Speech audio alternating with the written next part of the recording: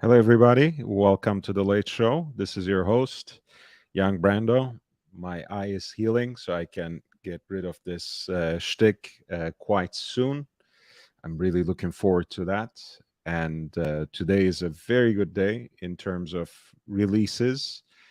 Nothing too big or earth shattering, please, perhaps, but there are a lot of watches released today. As you know, Geneva Watch Days opened today. It was the first day. It's going to go on until September the 2nd. And after we had a rather quiet month for August in terms of novelties, in terms of new releases, we seem to have gotten our fair share for today. I'm going to start with Bulgari. There's some interesting stuff from Arnold and Son, Frédéric Constant, Doxa, MBNF, a very interesting phallic watch, Gérard Paragot, with once again the hype material of the season.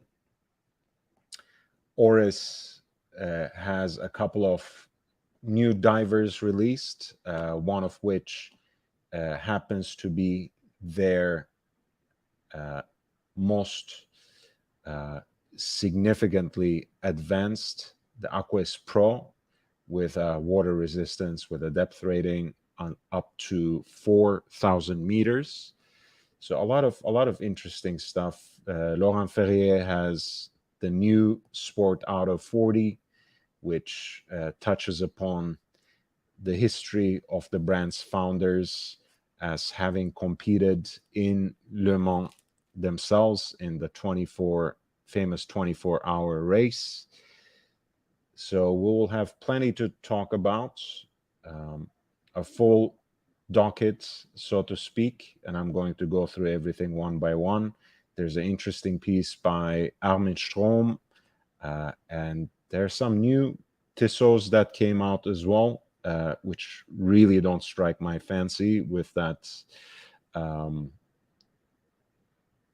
digital display, but they just have to milk it, of course, since it has been so immensely popular. But let's start with the new Bulgari Octofinissimo pieces in editions that they call carbon gold, which is somewhat deceptive, you might say. I'm not going to say they're trying to necessarily trick you, but the gold parts are not immediately visible to the eye, except for the dial fixtures and the crown. What is gold for this watch is actually the movement itself, that famous ultra thin movement, both in terms of the time only piece and the perpetual calendar piece, is rendered with gold bridge plates and even a platinum micro rotor weight that is itself given this gilt finish to fit the larger aesthetic mold.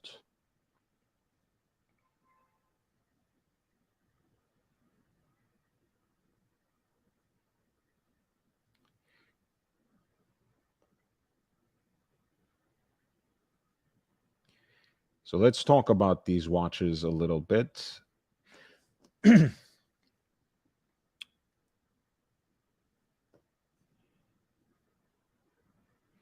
They have used this marbled anthracite look. Some have called it textured, others have said it's kind of freckled. I think the best way of putting it is really to talk about how it looks marbled, and it is something that fits with that uh, submission that they had in the only watch. If I may just bring that up, which was a watch that was actually covered in green alpine marble, and I'm sure you'll get what I mean when it comes to the carbon alloy they used on this specific watch. So essentially, the piece integrates, combines, blends uh, these elements of pink gold accents with the marbled anthracite gray of the carbon composite case and bracelets.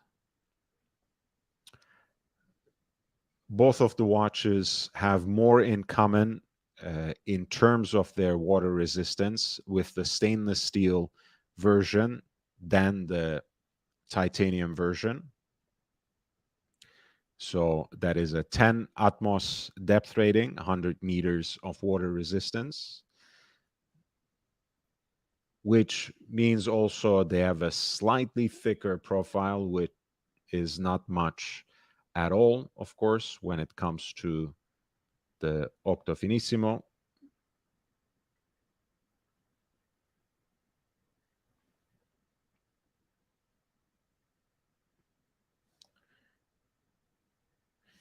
The time only version is still less than 7 millimeters thick. Hey, Robert, how are you doing? We're talking about some of the new releases from the Geneva Watch Days. I wanted to start with these couple of pieces from Bulgari that combine carbon composite case and integrated bracelets with pink gold accents that are actually extended into the execution of the movement, which has its bridge plates fashioned out of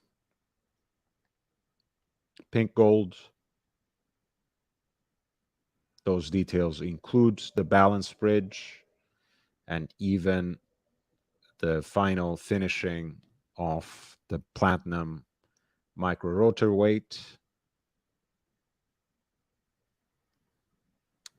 This is the perpetual calendar movement. As you guys know, usually perpetual calendar modules are laid out on the dial side of the movement. So oftentimes there's not much to see in terms of distinguishing a perpetual calendar movement which uses the same base, which is exactly the case here. I'm sure this will be very divisive. They also have pink gold plaque to specify the 18 karat pink gold details. And I think it's always fascinating to see these hallmarks that in this case includes the head of a Saint Bernard, that beautiful mountain dog, one of Switzerland's global, well, national symbols globally. And as I was mentioning, these pieces are a little thicker than their titanium counterparts, but the construction and the specificities of the material also means that they are more water resistant, that they have a higher depth rating, which is 100 meters. So in that sense, they are more akin to the stainless steel versions rather than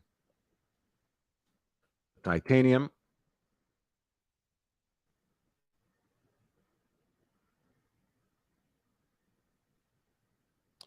The time only piece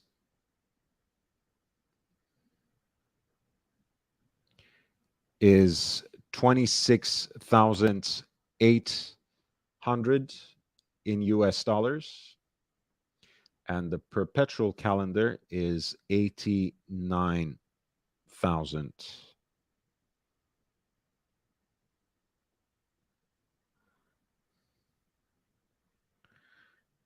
As you can see, that carbon composite um, finish, I should say, um, is extended to the dial, which is actually made out of the same material.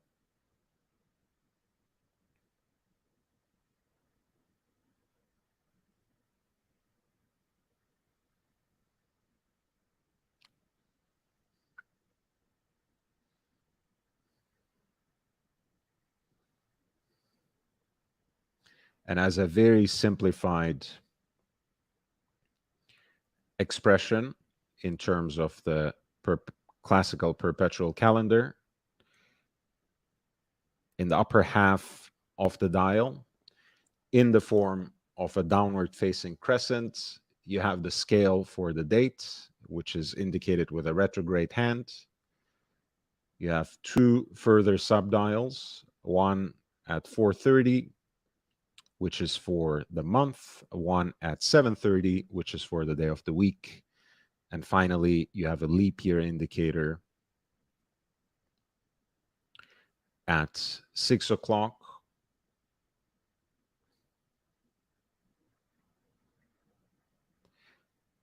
I am actually a fan. I wish they found a way to keep a similar dial layout without transgressing the ultra thin um, agenda they set for themselves.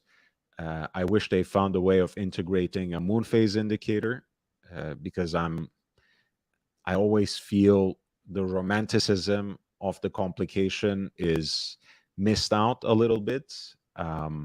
It is reduced to a mere engineering feat, which is always quite impressive, right? A perpetual calendar, after all, means that as long as things keep running, you have the possibility of keeping the correct time, date, month, day uh, until the next century, right? That's quite impressive as a feat of really microengineering. Um, that being said, I'm always a bigger fan of perpetual calendars in their traditional expression. There is certainly room for other ways of course, expressing it.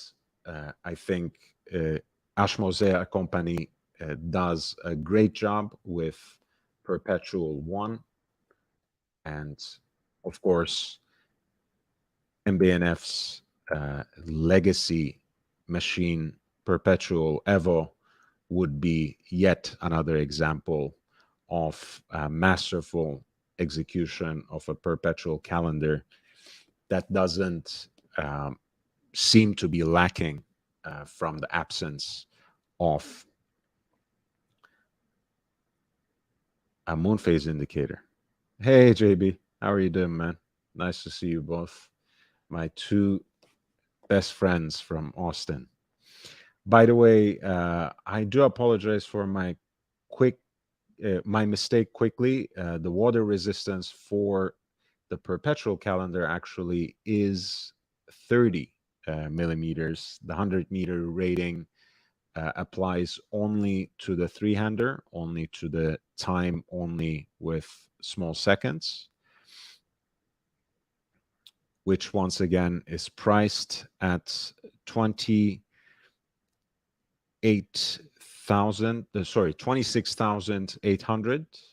before tax, of course. The perpetual calendar is 89,000. Both pieces have that classic bass movement, micro rotor BVL 138 in the case of the automatic, time only, and in the case of the perpetual calendar, BVL 305, perpetual calendar with retrograde dates and leap year indicators.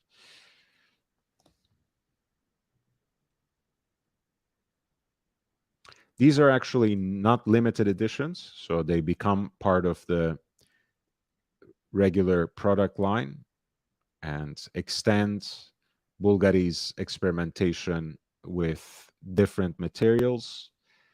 Um, in my case, I like blacked out watches, and there's already a black ceramic version, which is a very tempting proposition. So you can see how they tried to do something quite different with this particular piece, having a precious core to it and some gold details on the face of it, even as they kept something, even as they used something that is a more experimental material at best and not my favorite by any stretch of imagination. So it's kind of a ho hum release for me, but I can certainly see that they are at least trying. Um, I find these kinds of experiments much more valuable than simply releasing the same watch over and over again with a different dial color, with a different kind of bezel, or on the leather strap, on the rubber strap. It gets quite tiring. It gets tiring very quickly after a short while. So this is something that I will admire from far, to put it that way.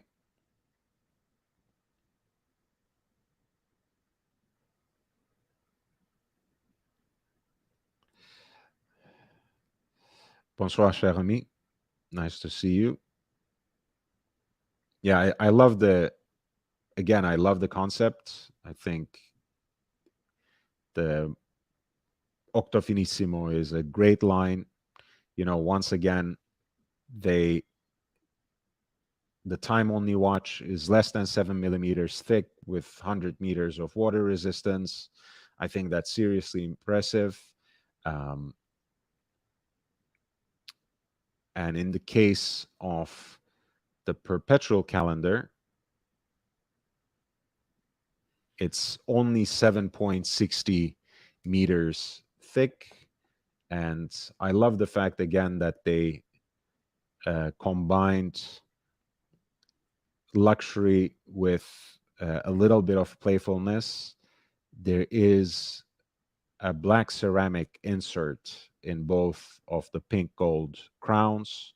Of course, on each side of the crown, there's a corrector, presumably for the day and the month, and on the other side for the day of the week as well.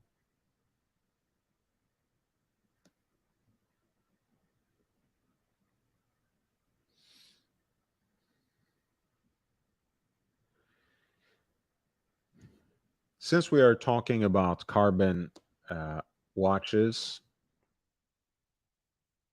let's talk a little bit about the new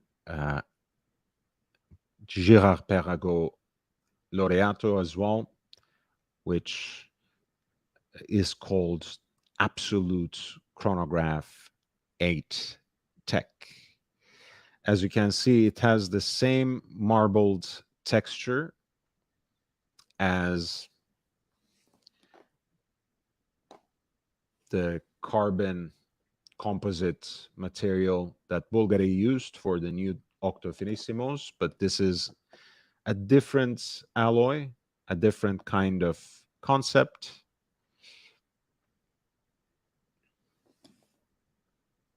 It's a combination of carbon and titanium in a technique that GP calls Tech 8. This is a 44 millimeter Laureato case. In that material, in that Tech 8 material, which is a carbon titanium composite.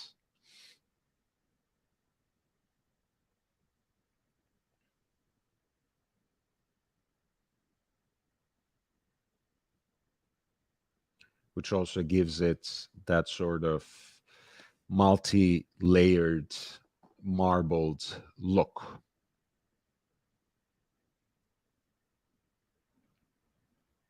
And the kind of marbling, I guess, is more resembling of like almost Damascus steel, right? It's a very interesting pattern. So I do kind of appreciate that, even though again I prefer something blacked out for good, something all black, none more black as it gets, like that famous Spinal Tap album cover, Kiss the Glove, I think it was the title of the album. Not that it matters because it was an all black cover, as you guys remember. What a beautiful movie that was. I can't get enough of it. I want to watch it again and again. So even though GP's Laureato Absolute Chronograph Tech 9 plays basically, as I mentioned, kind of like the hype case material of the season, it does achieve a very unique look with the particular alloy or rather composite that they use and the technique they employ to achieve that composite.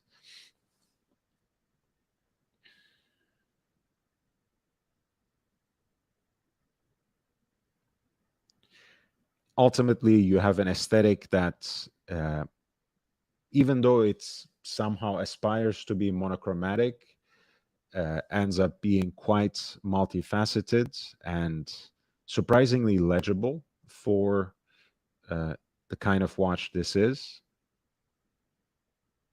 with the chronograph registers subtly recessed and further contrasted with the dial in a lighter shade of gray. There is date window at 4:30 that matches the darker shades of the periphery of the dial, which has that gradient color.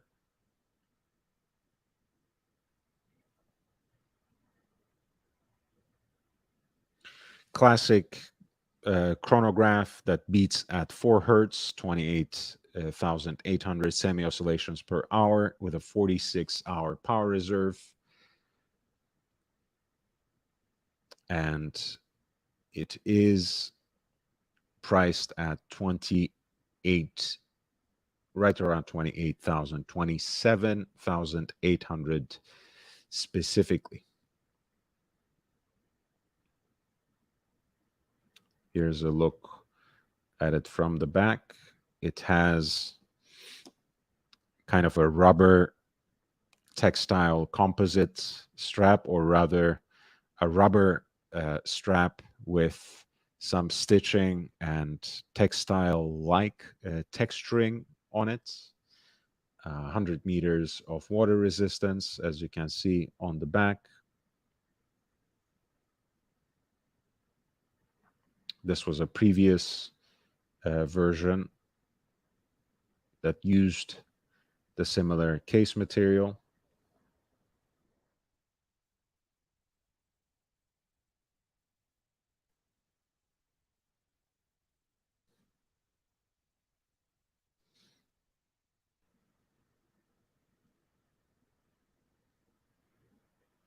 I believe it was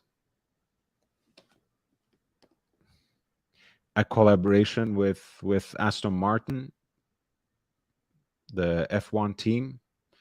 Not sure if that uh, is a piece that is already sold out, because that one was a limited edition.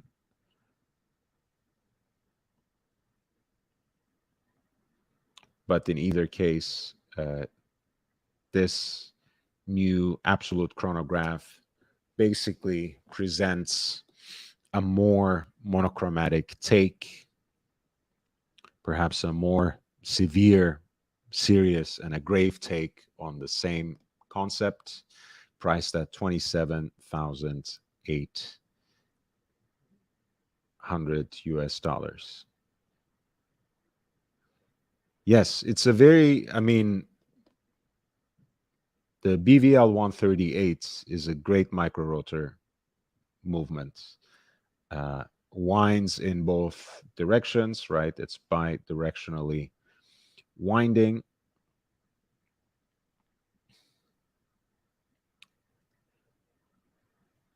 It has, very good power reserve at 60 hours, efficient, performance oriented, uh, you know, one of the best in class. Hard to argue with it.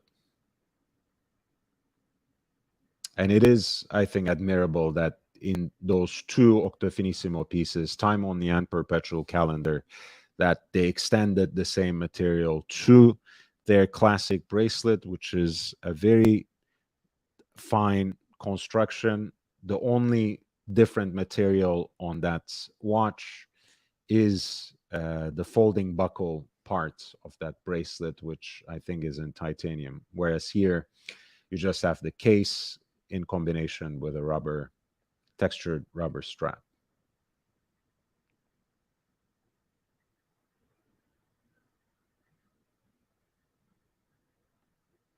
And you have the movement, as you can see, treated to fit that largely monochromatic mold of the watch.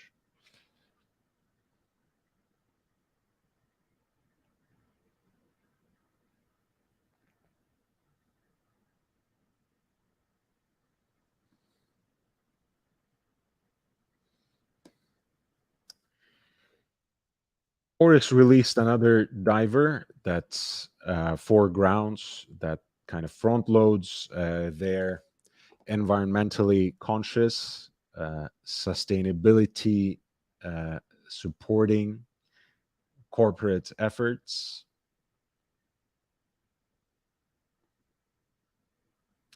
And this particular piece has an upcycled dial, which uses basically fishing nets as the primary material to fashion those dials. The pieces come in two sizes, as you can see right here.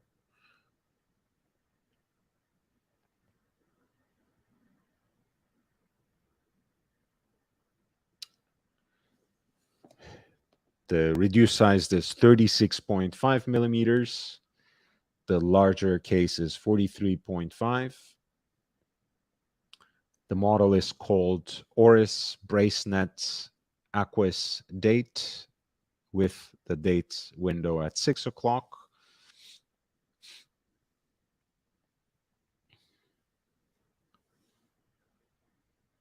The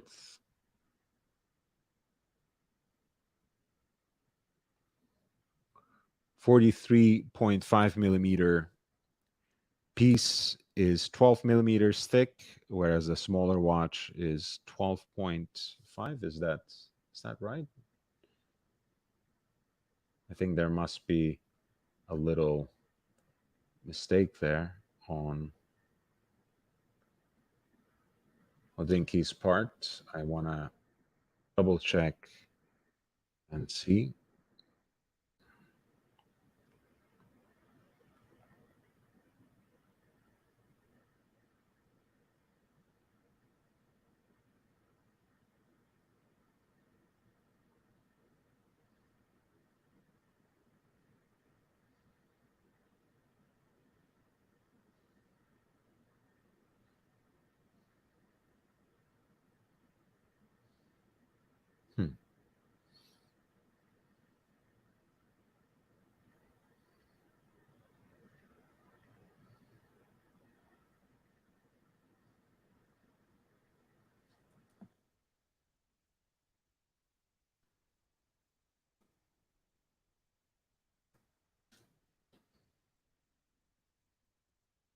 They're both water resistant up to 300 meters, 30 bars.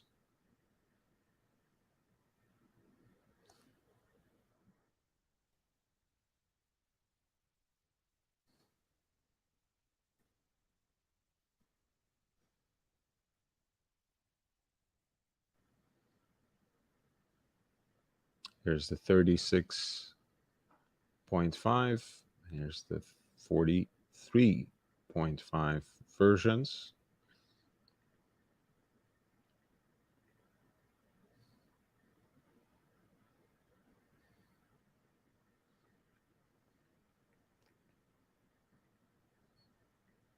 And they are, in fact,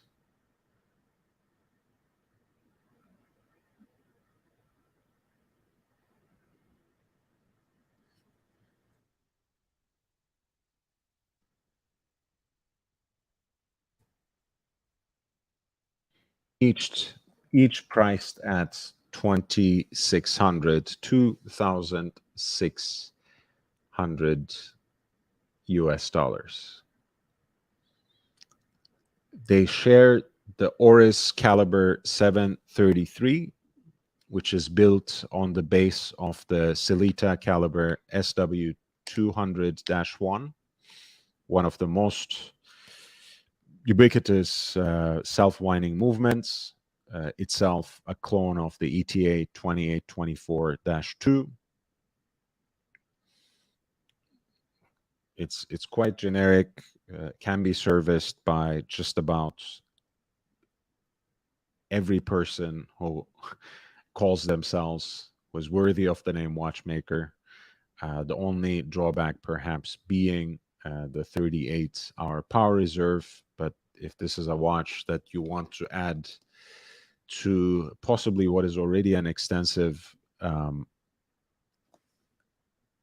collection, it might well be something that will not bother you anyways. Whenever you pick it up, you'll have to reset it, and that should not be of much trouble for anyone who likes watches.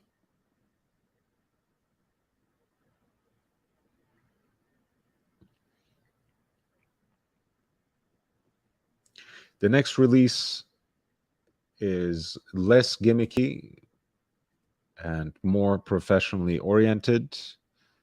A serious diver Aquas Pro with a 5-day movement, with a 5-day power reserve, a depth rating of 40, pardon me, 400 bars, 4,000 meters. This is, of course, as deep as Oris has ever gone, and maybe as an ode to that technical achievement, they have used these exposed screws on the bezel insert as a design element. And there is also a nice two-tone diver, which has a gradient center with laser engraved wave motif, which emphasizes the elements of this watch. This is a big boy. It's supersized, so to speak, like our American lives. A 49.5 millimeter titanium case. The piece is 23 by 4 millimeters thick. It is seriously big, 55 millimeters lug to lug, and it combines that hefty substantive case and its technical construction with a light blue rubber strap.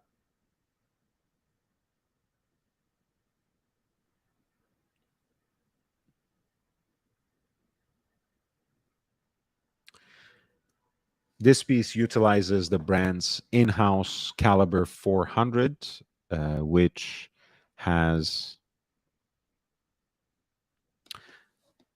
a 5-day power reserve, 120 hours, and it lists for 6,200 in US dollars, including, of course, that matching rubber strap in a soft blue, which has a micro adjustable titanium clasp. And as is the case with the Oris pieces with in-house movements, the Aquas Pro 4000 meters has a 10-year warranty, and it's more in the category of the Omega Ultra Deep or the Rolex Deep Sea and even Deep Sea Challenger, or Deep Sea Challenge rather, than a Submariner, than a pure and simple diver watch.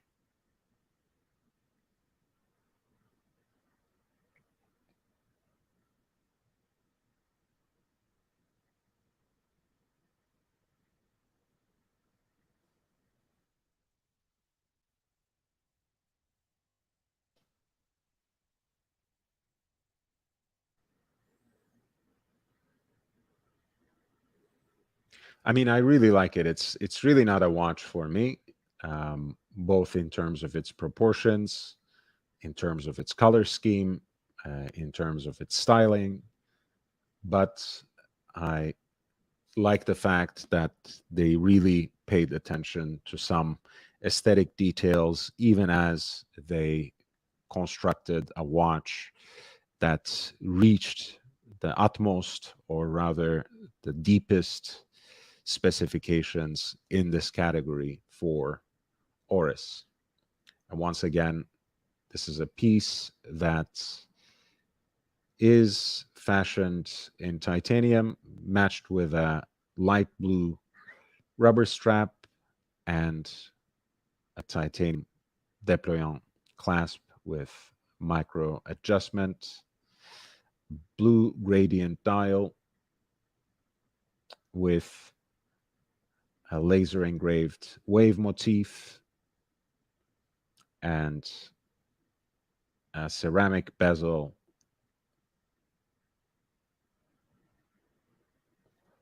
for dive timing, which has exposed screw details, reinforcing that industrial aesthetic. Again, 49.5 millimeters in diameter, 23.4 millimeters in thickness. This piece costs 6,200 in US dollars.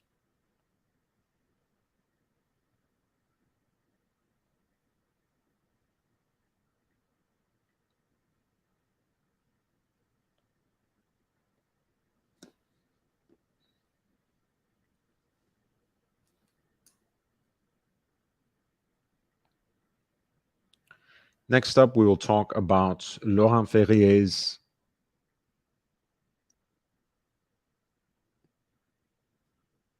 Sport Auto Série Atelier 40.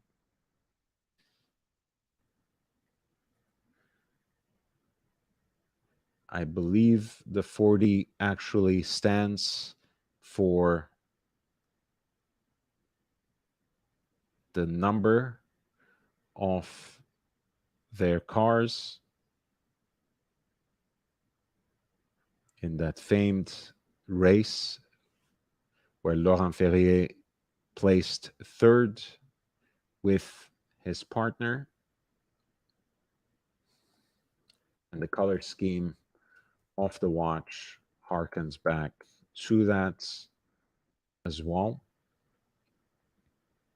That's that famous race, I believe, in, I want to say in 1970.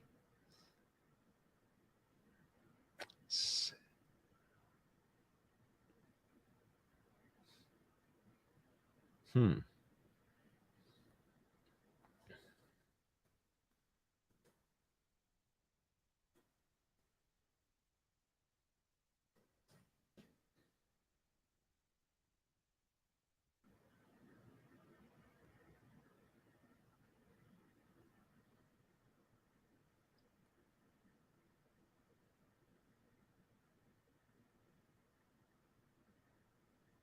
I think it was 1979 when they placed third in that famous Le Mans race where Paul Newman placed second.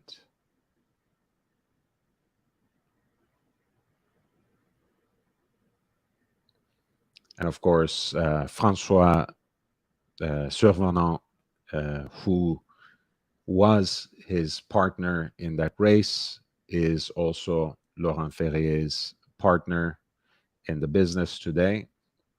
That number 40 is embossed on the subsidiary dial for the seconds.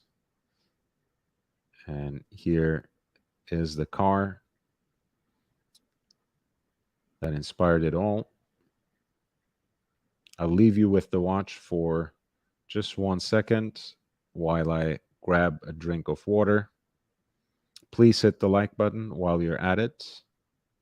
It really helps. It's much appreciated. I'll be right back.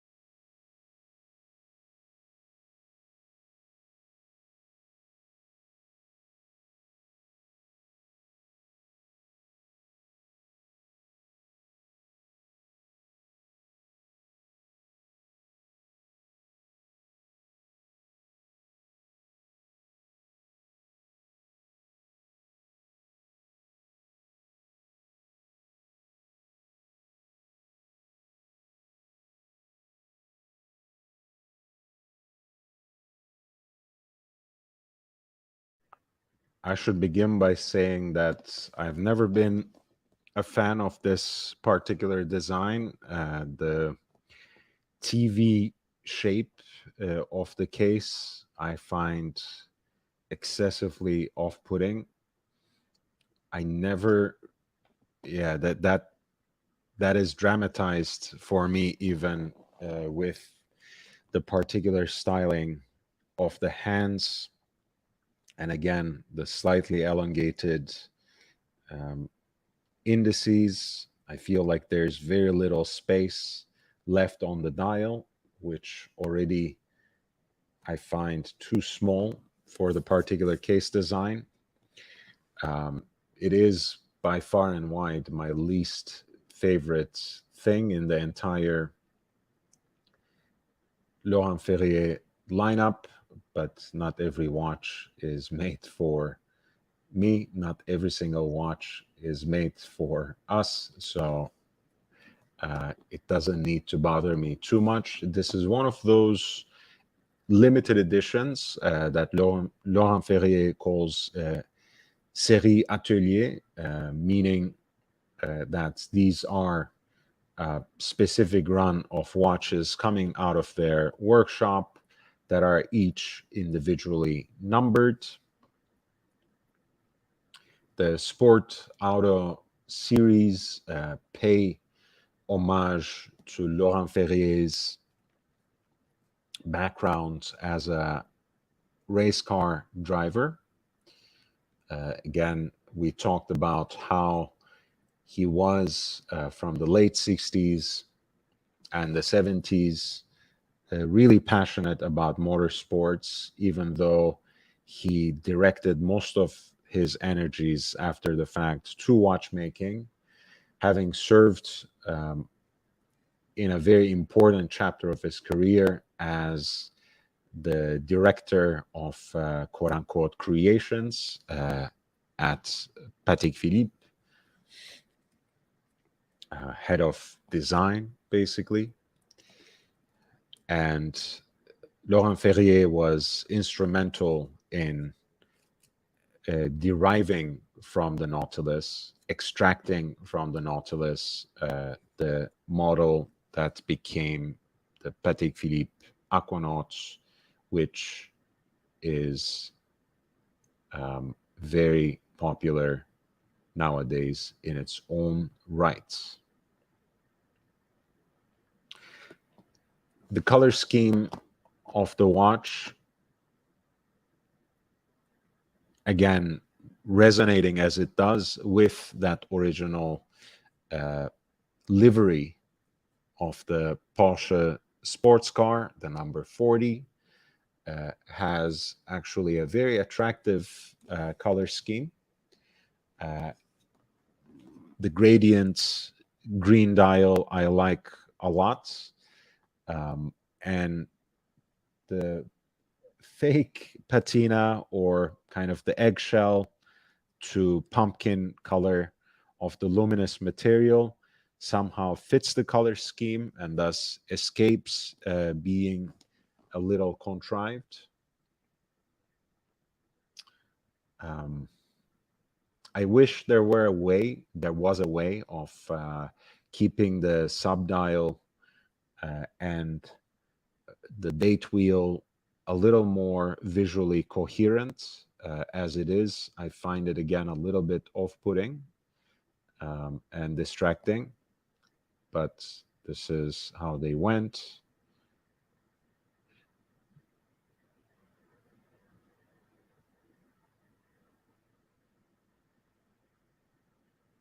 The piece is an integrated bracelet watch, of course, fashioned out of grade 5 titanium that is variously finished, 41.5 millimeters in thickness and 12.7 millimeters, 41.5 millimeters in diameter and 12.7 millimeters in thickness. The piece has a water resistance of 120 meters, and it has a beautifully finished micro rotor movement with 72 hours of power reserve, namely the LF 27001.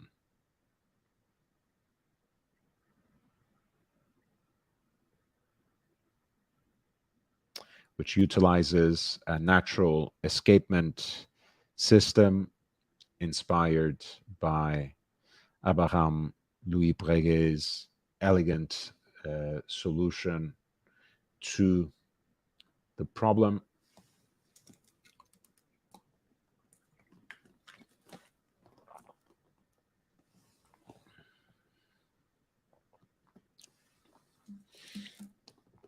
As I mentioned, he entered the 24-hour of Le Mans race with his friends François Servanant and François Trisconi in this Porsche 935 Turbo number 40, and they actually made it to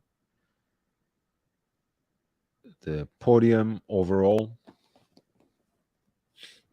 where Paul Newman's team was number 2 in that same race.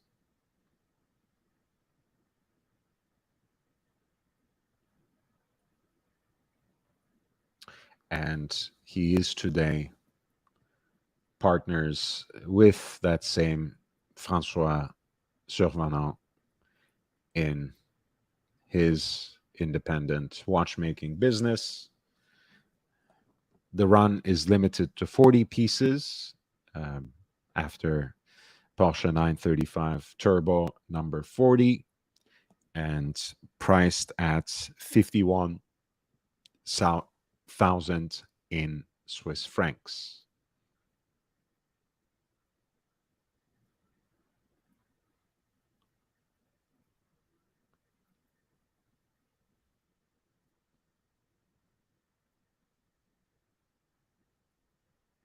And I actually like the fact that they used aspects of that livery without getting too carried away with the late 70s and almost 80s vibe. I mean, this could have been a god awful mess if they actually went with that fuchsia or orange for some details, or maybe even for the luminous material.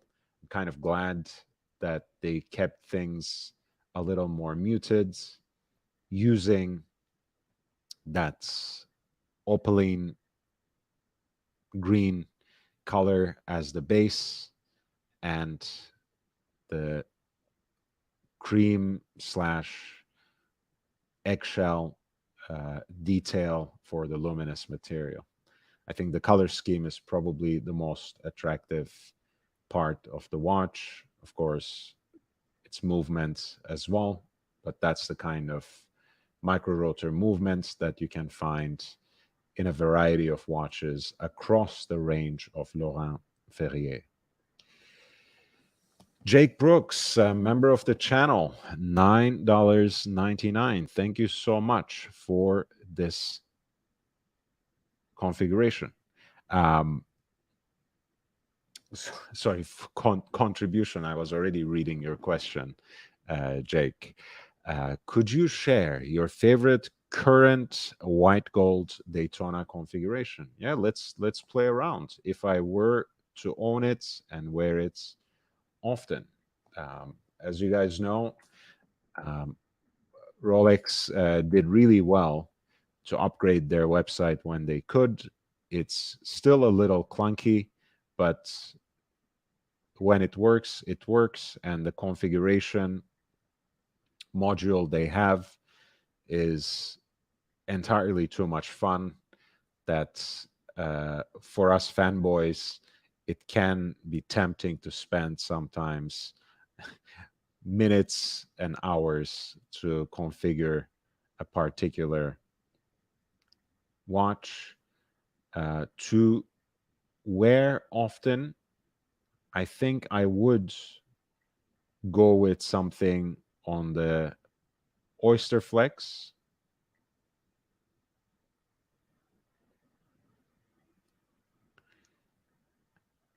And honestly, it's difficult. I find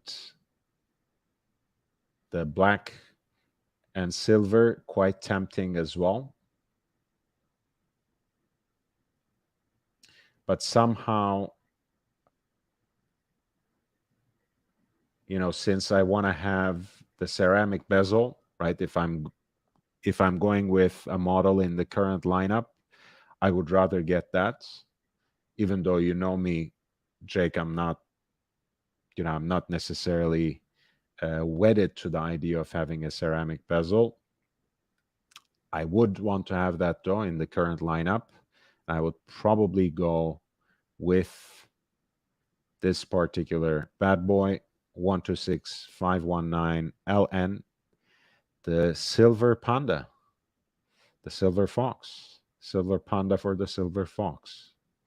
Um, I just think that this variation of color and material is most appealing to my OCD ridden psyche. You know, the transition from the rubber surface of the oyster flex to the white gold end link, the fixed end link there, and the lugs.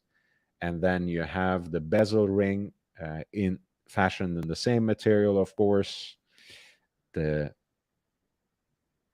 brightness or the kind of polished surface of the ceramic tachymeter bezel, and then the silver sunburst dial, and the detail of those black chronograph registers.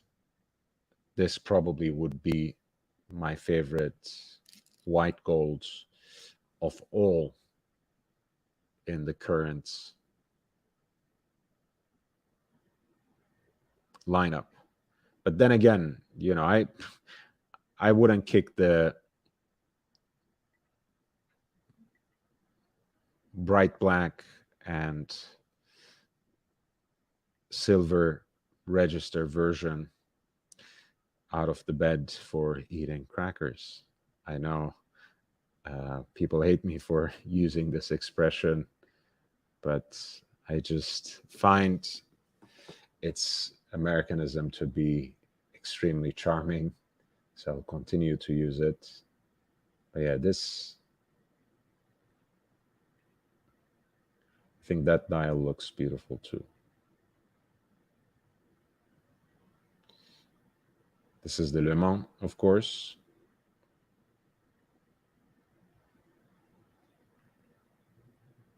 But quite frankly, I would rather have a ceramic bezel and oyster flex with the steel and bright black, as they call this style.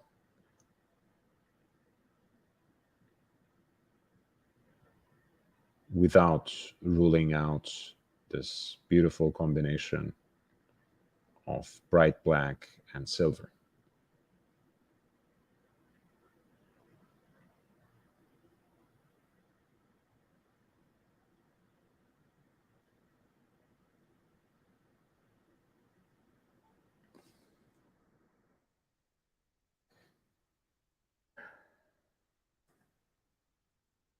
Robert Wood says, my favorite Daytona reference is 110 20 38. Let's check that out.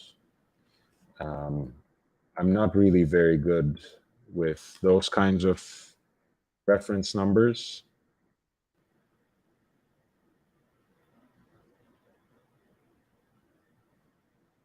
Oh, you are talking about the Hoya Daytona. Interesting. That's a fascinating watch. And again, we were just looking at the Laurent Ferrier Sport Auto, right? And people will probably get angry at me when I say, well, this is kind of cool, but this is actually a 70s watch, right? Rather than a watch that costs about, you know, $50,000 to $60,000 from a high horological maker today. This is the Hoya Daytona with gradient blue dial, self-winding with a crown at 9 o'clock as they used to do in those days. Date window at 6.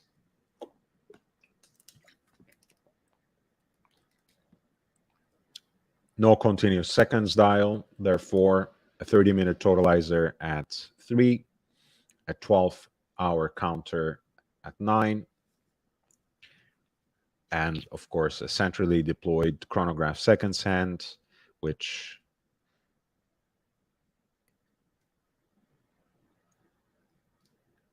indicates the speed on the tachymeter on the periphery of the dial.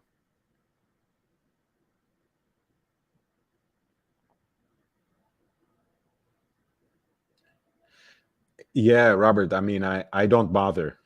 You know, I don't bother with those kinds of references usually. My limit is four numbers.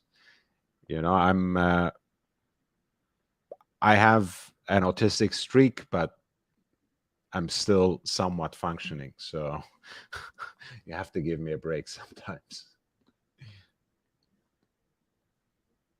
But it's a seriously cool watch. Again, I mean, for if you can find a piece from the period in good condition at a decent price, sure. Pay 60,000 for it because Laurent Ferrier makes it. Ah, I think it's just an ugly watch. Sorry.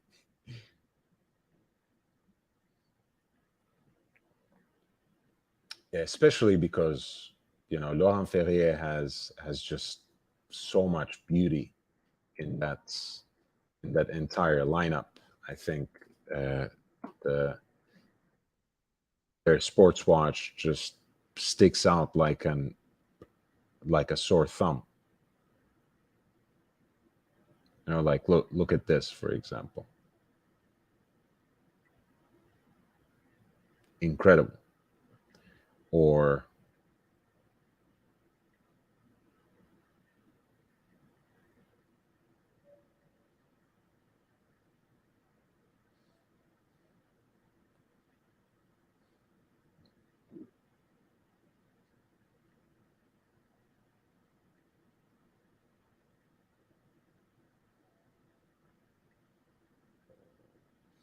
they have such beautifully rounded and organic shapes that I just don't even see how that supposed sports watch fits the mold.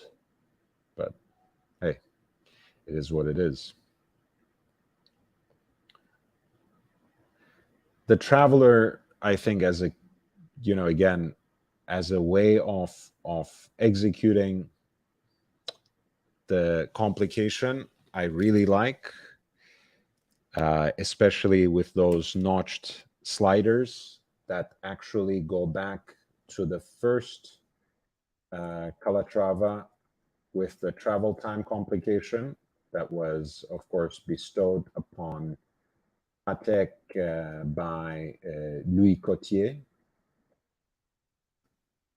But I find the expression of the reference time extremely confusing because it is indicated through a window rather than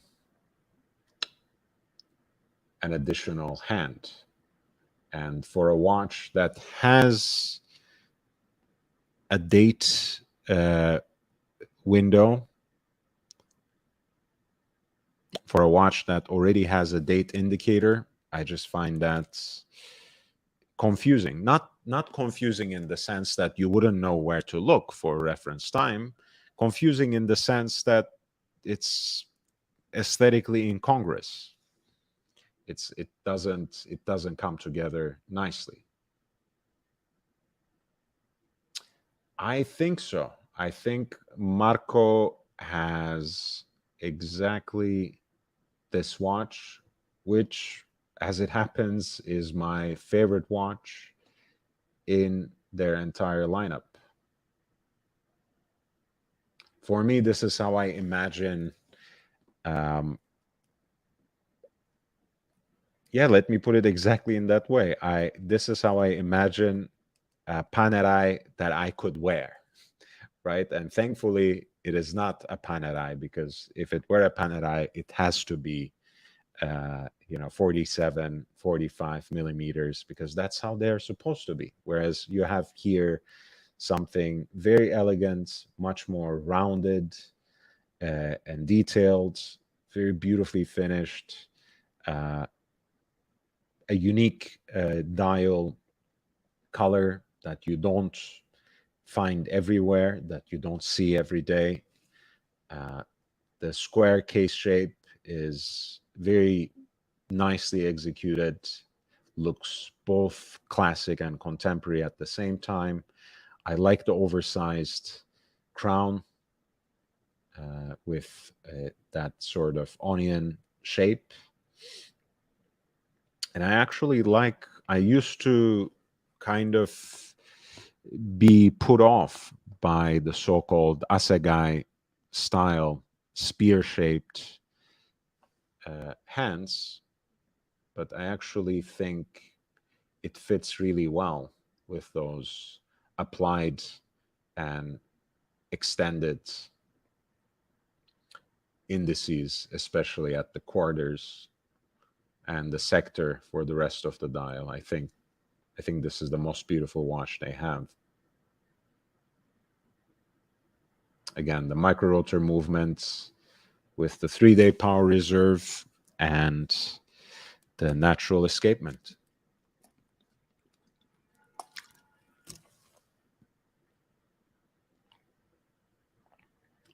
And even though it's about $50,000 at list,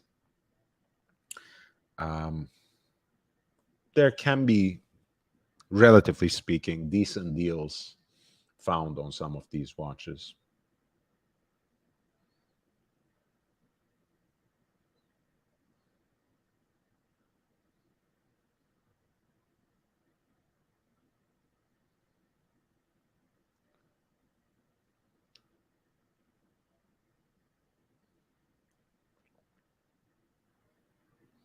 Yeah, the ice blue looks amazing with that sunburst finish, for sure.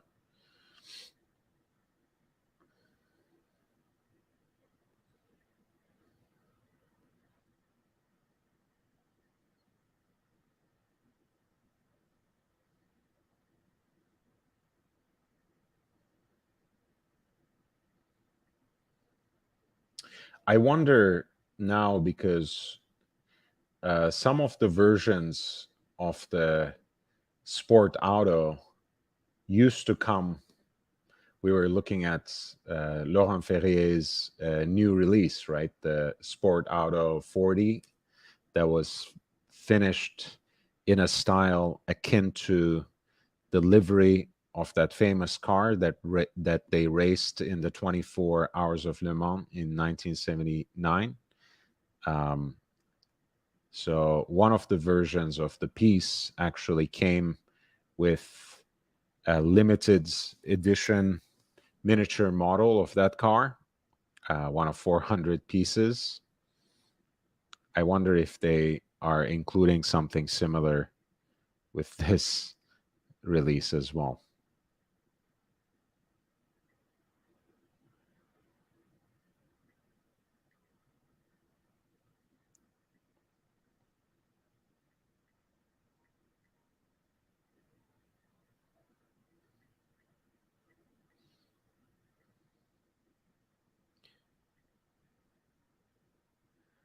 Hey, RT, how are you doing, man? Yeah, that's a good question to ask to JB as well. Which one does he like? Is he perhaps eyeing the Le Mans? Speaking of which,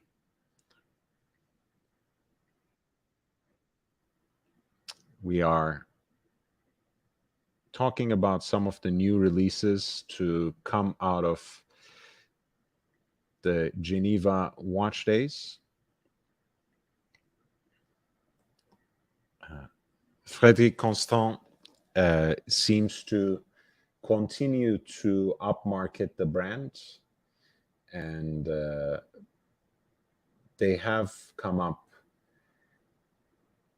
with an interesting piece, a limited edition of their classic power reserve big dates with also a moon phase indicator at 6 o'clock. Let's take a look at it.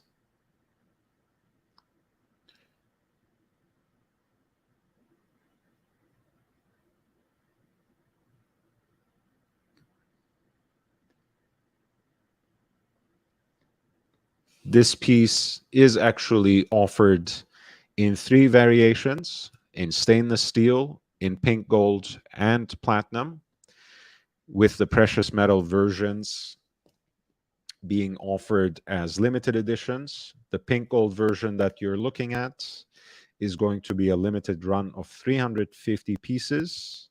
The platinum, 35 pieces. It's a watch that reminds me kind of something that's Glashütte Original would produce. And obviously, with the ultimate reference being Alan und Söhne and their asymmetric dial watches, with the Lange one being kind of the big daddy of them all in that particular category.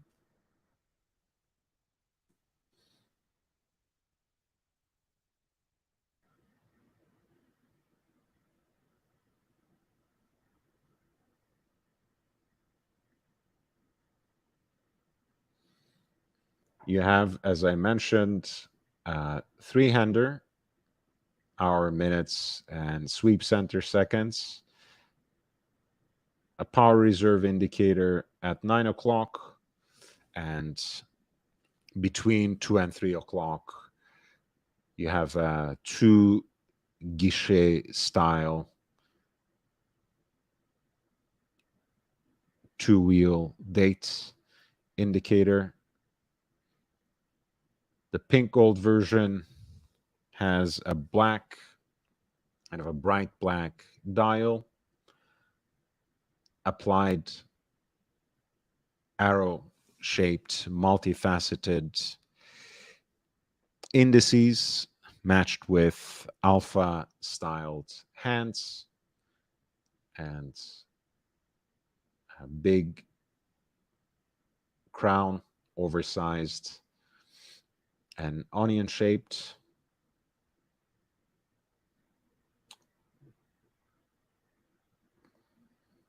The watch is styled very much like a contemporary dress watch, 40 millimeters in diameter and 12.9 millimeters in thickness. The precious metal versions have 30 meters of water resistance, whereas the stainless steel has 50. The platinum watch uniquely has a navy meteorite dial. Let's see if there's a picture of it. And the stainless steel version has options for silver and blue. This is the navy sunburst, again, an option for the stainless steel. Here is the manufacture movement that powers the watch, displayed in the stainless steel case.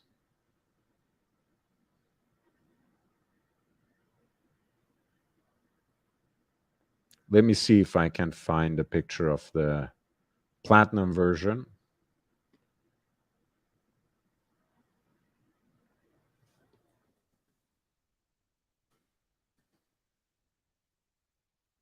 Which will be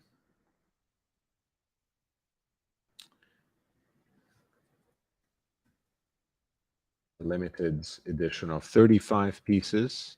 Please hit the like button, by the way. It really helps.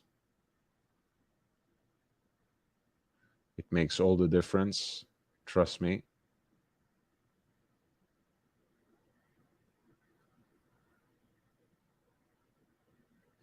Not sure if I can find.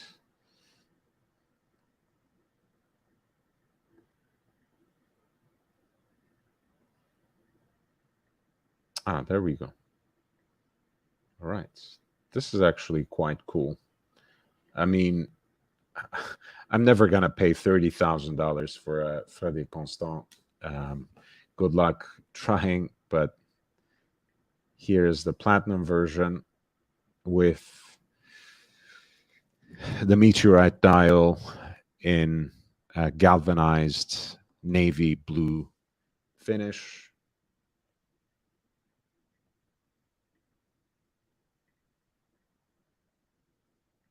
I think it looks beautiful. A limited run of 35 pieces, priced at 29,370 in US dollars. The pink gold is a limited run of 350 pieces, right under 20,000 in US dollars.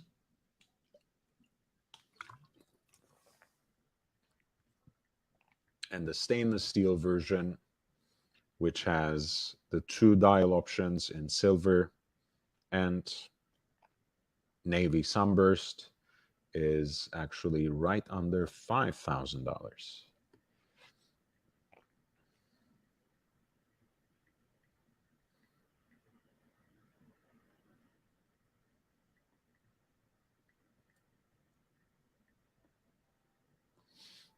Which again, ultimately seems to be, again, one of these moments where these kinds of brands, which for years have provided great products at the entry level price point, but they seem to have really upped their efforts in terms of up marketing themselves and in terms of trying to reach that uh, level, that segment where they are less affected, where they are less in competition with smartwatches, digital watches, etc., paying attention to market their pieces as having manufacturer movements, um, using different kinds of material, different kinds of complications that imply a certain kind of prestige, and therefore ultimately seeking a price point that seems to be a little out of proportion with the established reputation of the brand, which again is very respectable, but that has a lot to do with the price slash quality slash performance ratio, right? Once you tip off that ratio, things start making much less sense.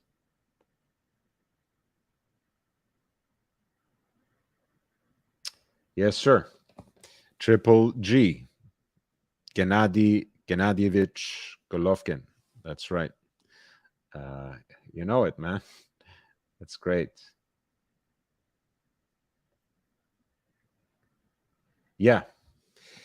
Um, Citizen Group actually owns a lot of interesting brands. As you guys know, they Angelus or Angelus is another brand that they're pushing in a kind of disproportionately priced segment. I think their pricing is even more unreasonable of what Frederic Constant has become, even though Frederic Constant still overall offers some decent watches with very fascinating complications and great designs at a reasonable price point. But it seems that they have used those complicated watches, like the perpetual calendar that they produce, like the High Life integrated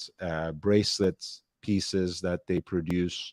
It seems that they have, in fact, used those pieces, which have been quite popular over the years due to their price point, at least in part, to set their prices even higher. which I think ultimately is not a great strategy. We are also going to talk about Arnold and Son, which is technically their high horology brand, the high horology brand of Citizen Group. Speaking of up marketing through interesting tricks, here is Doxa, who is similarly engaged in an up marketing scheme. This is a version of their Doxa Sub 300, uh, which is called the Shark Hunter. Again, the excuse is material experimentation, since they are using ceramic and combining it with 18 karat yellow gold details. That sort of approach, as we talked with Bulgari, might make sense in a brand that is first and foremost a jewelry house that makes timepieces. But Doxa is a maker of tool watches that specialize in dive watches. So ceramic might make sense, especially in the way that they have achieved at least 300 meters of water resistance. In this case, the yellow gold accents to me make less sense, but let's still dive into it. Let's still talk about it. The great news is that the sub 300 case has been streamlined and slimmed down to 11.95 millimeters, which is great.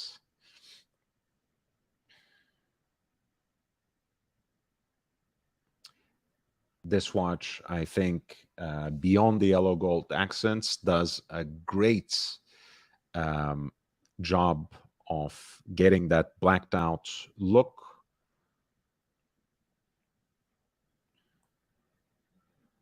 The case is out of matte black ceramic, which keeps it quite lightweight, especially when it's also slimmed down to scale right under 12 millimeters in thickness. The bezel is 18 karat 3N yellow gold. So is the crown. The applied indices on the dial are gold plated. The dial is Grenet and has this rough texture, which is actually quite attractive, if I must admit, and combines really nicely with the texture of the FKM rubber strap, as you can see.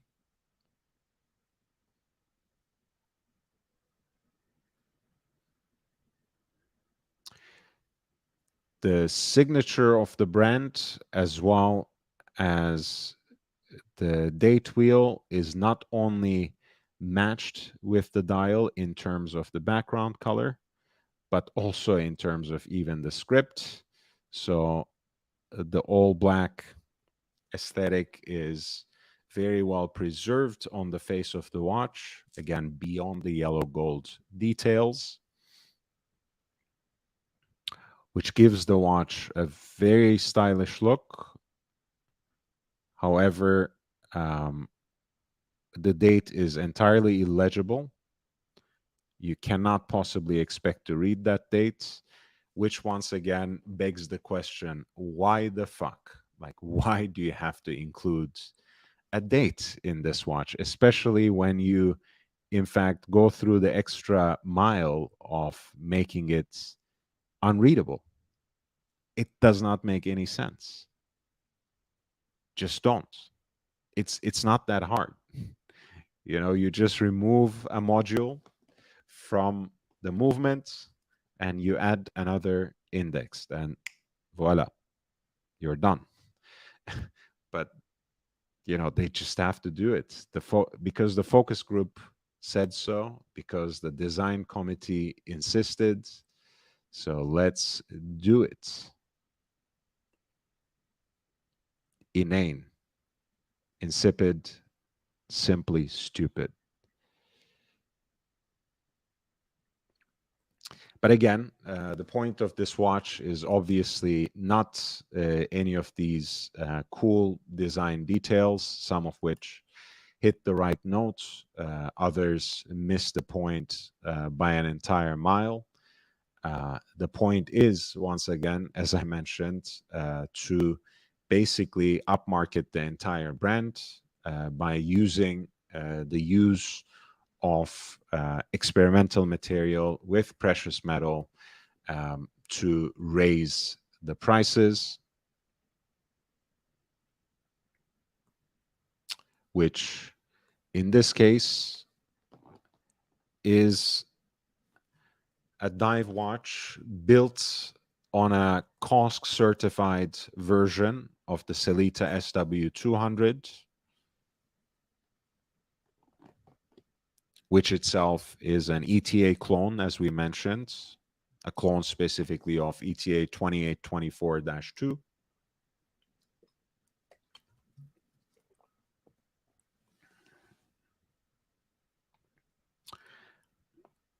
The watch is completed with a titanium case back on the matte black ceramic case, and the piece is actually priced at 6,950 in US dollars. It will begin to be sold at Doxa retailers beginning with October 2023.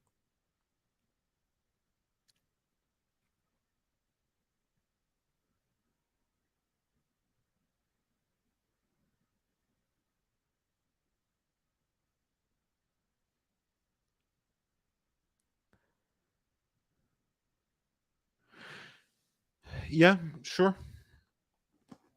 Sure, but that's laziness. They know how to ask $7,000 for an essentially unmodified but chronometer certified version of a Celita movement. They could have at least modified it properly to avoid a ghost position.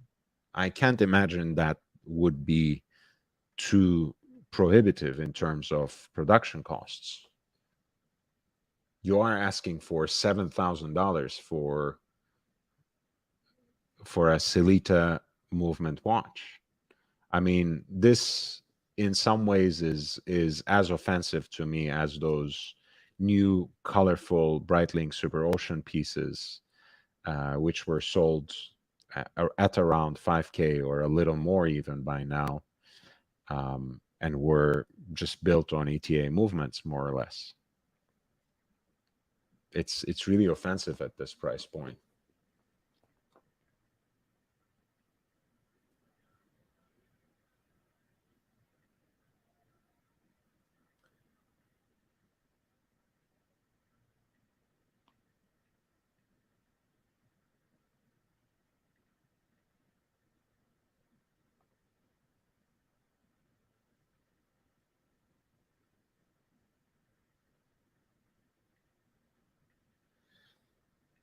We were just talking about Arnold and Son, which is kind of the high horological brand that is in the Citizen Group family. And one of their hot releases in Geneva Watch Days is this new version of DSTB 42. DSTB stands for dial side true beat. That off center seconds dial, which is executed in this kind of oversized, disproportionate fashion to the primary dial.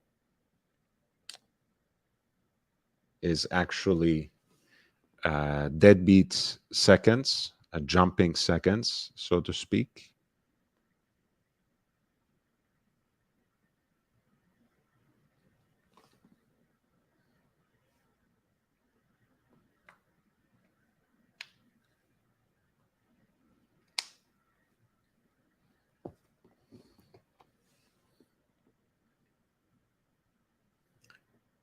It has a very nicely shaped and chamfered bridges and an anchor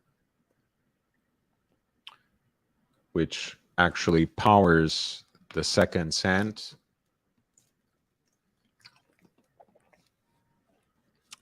That creates, of course, an interesting mechanism to observe on the dial side. This is the platinum version, which has a copper tinted dial. There's also one in platinum, which has gold, like pink gold bridges that match the case, and a deep blue dial.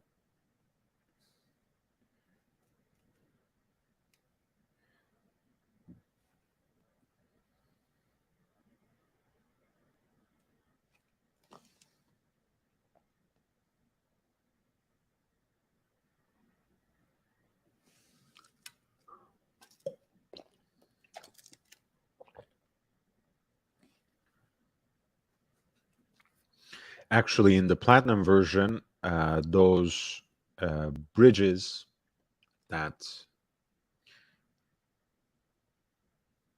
hold the true beat, the jumping seconds mechanism, are fashioned out of white gold, those chamfered bridges. And in the red gold version, or the pink gold version, they are in matching pink gold as well. Let's see if I can find pictures of the pink gold version as well.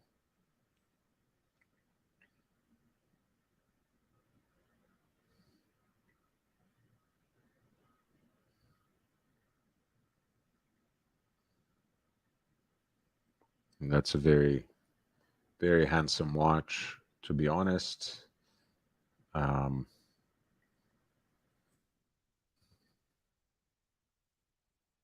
pink gold.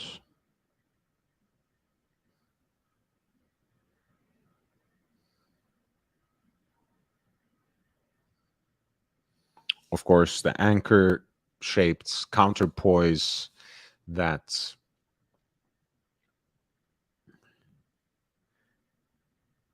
powers the true beat second hand is not only a nice display of the movement, but also an homage to the marine chronometers that uh, John Arnold, the English watchmaker of the 18th century, after whom this brand is named.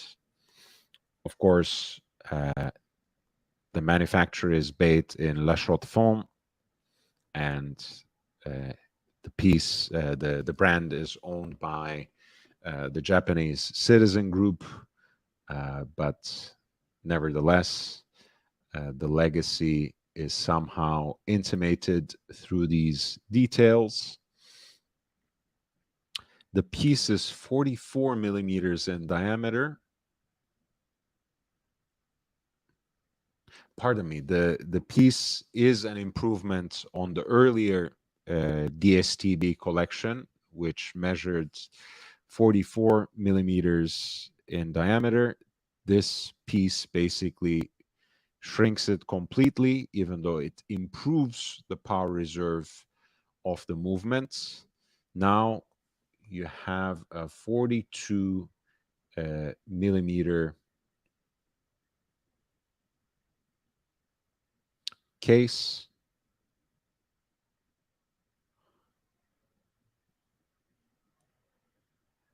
that is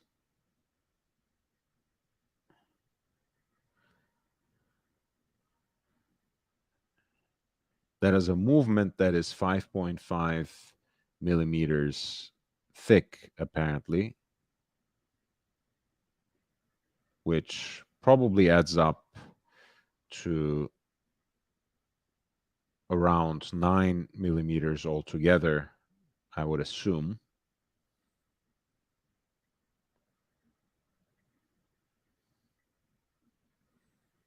But I really like the off-center dial design that puts the jumping seconds, the deadbeat seconds, or what the brand calls true beat seconds at the center of the display. I actually like the off-center dial with its classic design and its heat blued and skeletonized hands as well.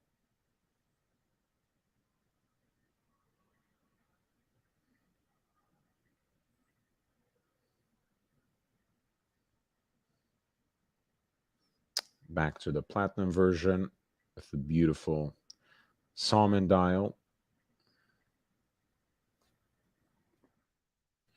Both of the pieces, I think, are limited editions.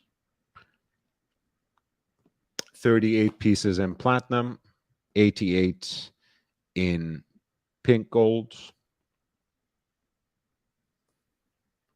The pink gold version is priced at 42,600 in Swiss francs, and the platinum version 54,400. Again, 38 pieces in platinum, 88 in pink gold.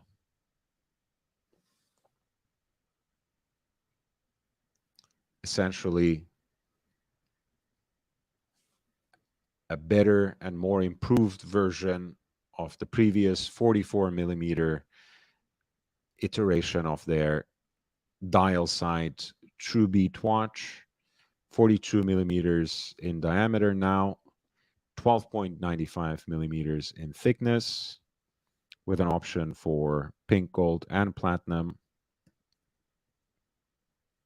Platinum with the salmon dial, 38 pieces in total, 54,400 in Swiss francs. The pink gold version has a blue dial, again with a sunray brushed finish. 88 pieces in total.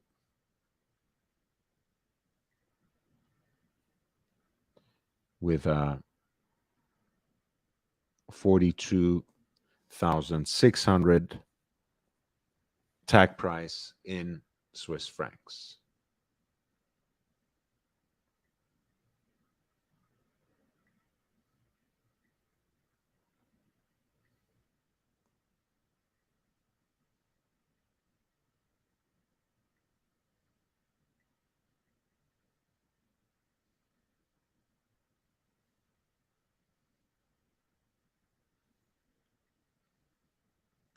They have a more feminine oriented watch. Let's see if we can pull that up.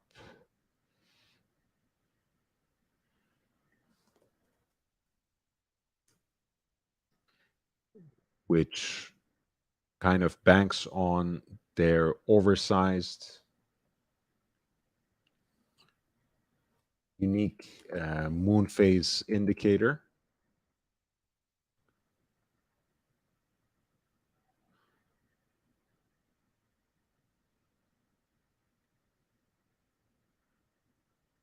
There we go. I think I'm just gonna switch right here.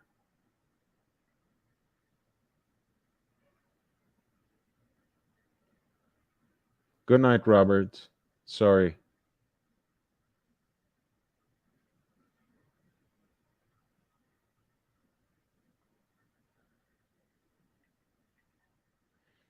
Captain Kirk, I'm not sure if it's enamel. In fact, I don't think it's enamel because I think they would have advertised that very openly, although at that price point, you might expect it to be enamel. Perhaps it should be. We are talking about the DSTB, Dial Side True Beat 42. Um, but yeah, they kind of focus on the base plate, so to speak, um, on the background dial, on the dial side. And here is, by the way, a picture of the movements from the exhibition case back. I think Arnold and Son makes beautiful watches, great complications, very artistic expressions.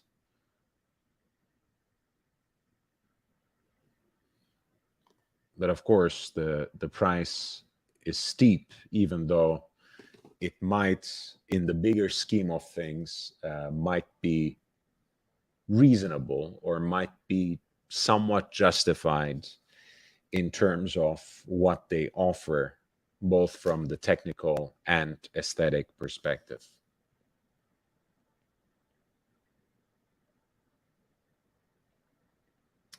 I wanted to switch to, as I mentioned, their more feminine release, which is the Perpetual Moon 38 Mint Night.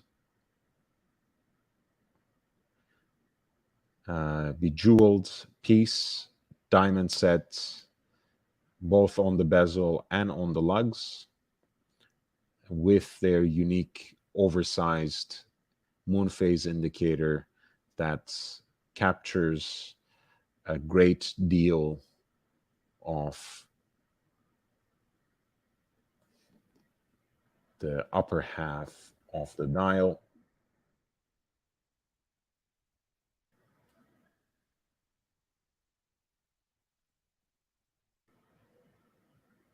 This is going to be a limited edition of 18 pieces. Um, Basically,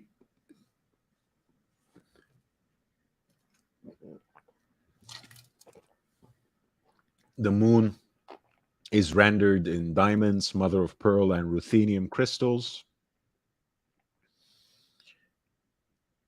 The dial has shades of mint green, turquoise, teal, and sky blue, and a gentle gradation of colored mother of pearl uh, is used to execute those shades of blue in the dial.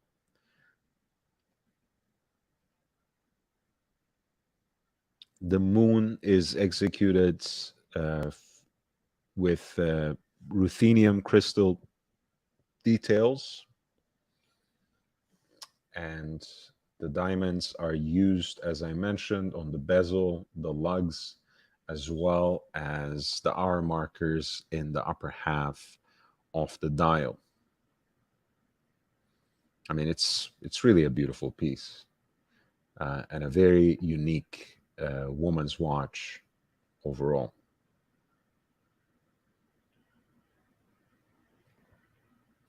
You mean Geneva Watch Days, Mental Jock?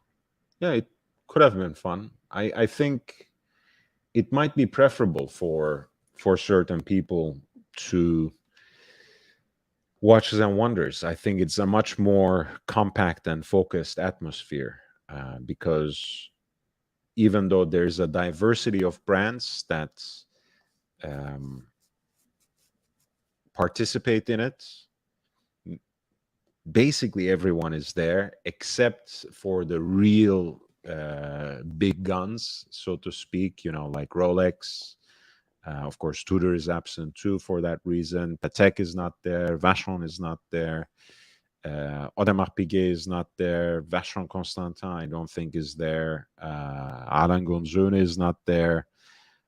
I don't think many of the Swatch Group brands are really exhibiting, um, but they have a great mix of small and large brands, and even some boutique independence as well. All of that being said, this is watch 38 millimeters in diameter and 10.44 millimeters in thick. It's very nicely proportioned, even though it gives enough real estate for the unique expression of the moon phase. The watch is made out of white gold and is set with a total of 80 brilliant cut diamonds and 22 more diamonds that adorn its buckle.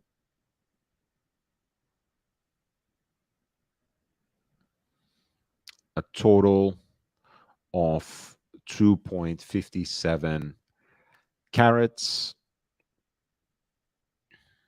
Again, very nice and gradient blue dial, which shifts from shades of teal, turquoise, mint green to softer shades of blue, including teal. The sky has hand painted stars. There are diamonds indices on the upper half of the dial, and the moon itself is detailed in ruthenium crystals.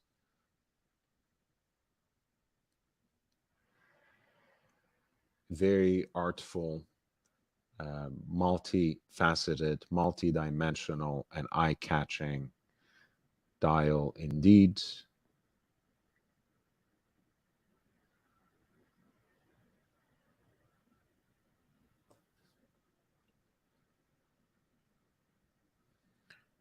The hand wound movement clearly is nicely finished and allows the watch to retain a slender profile. As I mentioned, 10.44 millimeters thick, 38 millimeters in diameter, 90 hours of power reserve when it's fully wound by hand. Now that is almost 4 full days, quite decent, especially considering that it helps move properly an ultra precise moon phase indicator with an oversized, even larger than life expression. By ultra precise, it means that if it's kept constantly wound, this piece would actually indicate the correct phases of the moon for the next 122 years.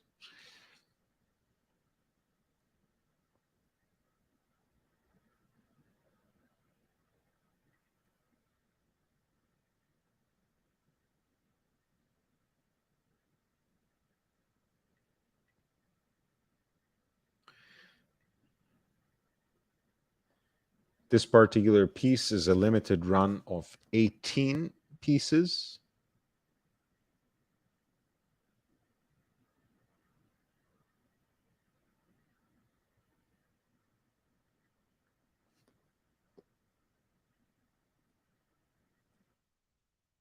And we see what the price is.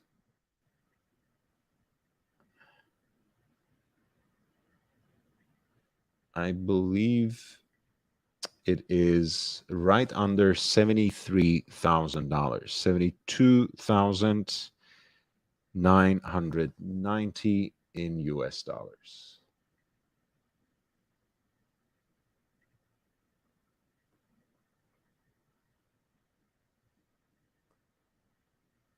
Very beautiful piece, again, in white gold, with a total of 2.67 carats of diamonds.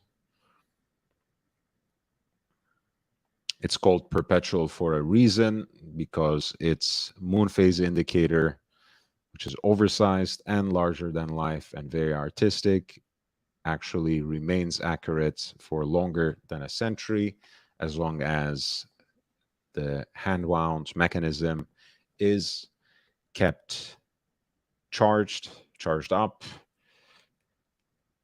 accurate for the next 122 years.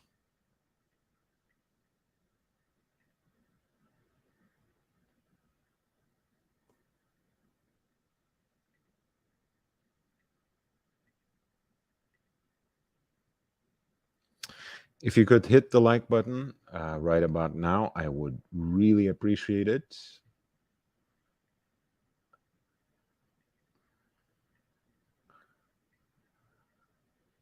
I want to share with you a few more watches before I close tonight.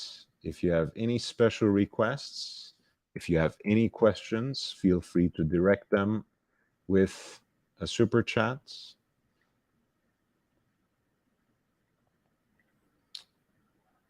In either case, I really appreciate your presence and support.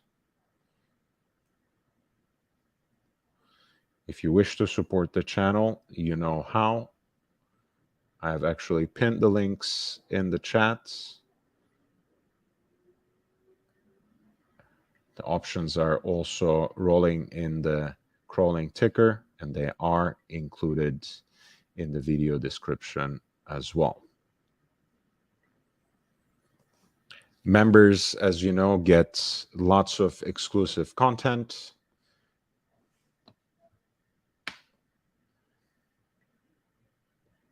In the form of market digests that approach specific categories, brands, models, genres, complications through the lens of horology and history.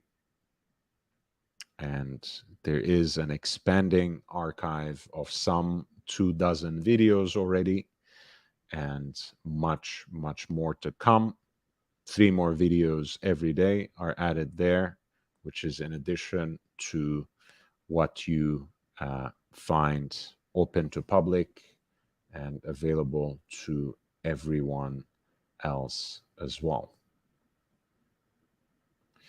I want to talk about the new MBNF, which joins the fold of incredibly phallic horological creations.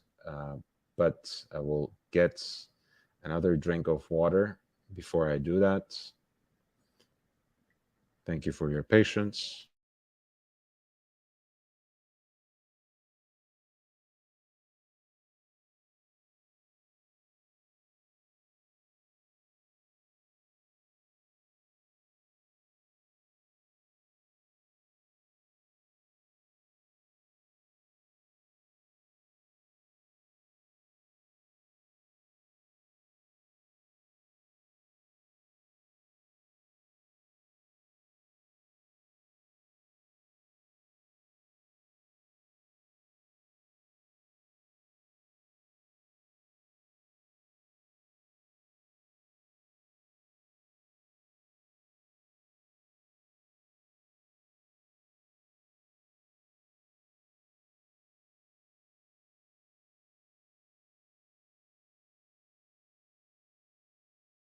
All right, you're looking at the Max Büse and Friends HM9 SV, which stands for Sapphire Vision.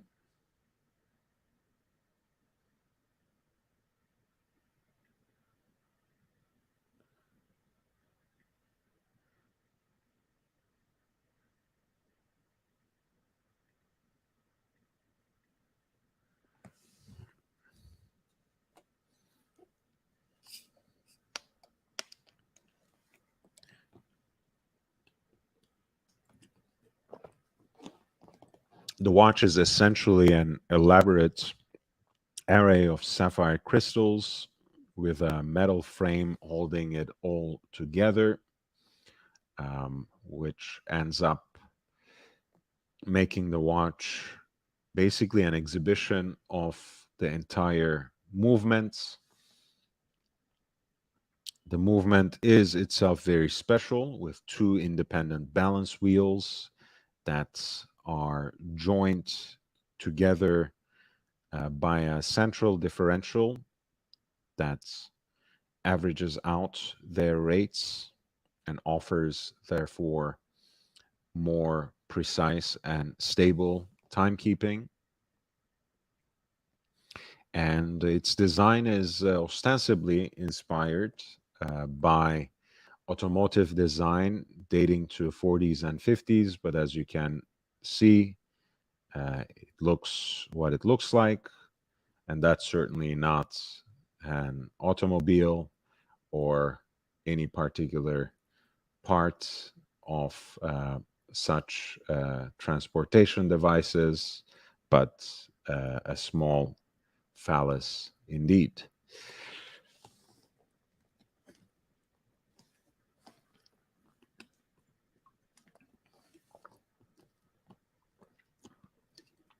Of course, the production of this sort of case, which is mostly again sapphire with a metal frame, is actually quite specific and should be an important engineering feat indeed, um, because the sapphire itself has a lot of curvatures,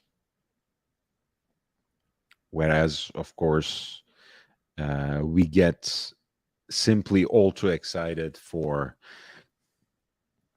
a simple domed crystal on, again, what is essentially a very simple round cased watch. So it is quite impressive. Don't take my snide remarks in terms of the case shape as a way of playing down the impressiveness of the design. 5 separate pieces of crystal, each of which are dramatically curved.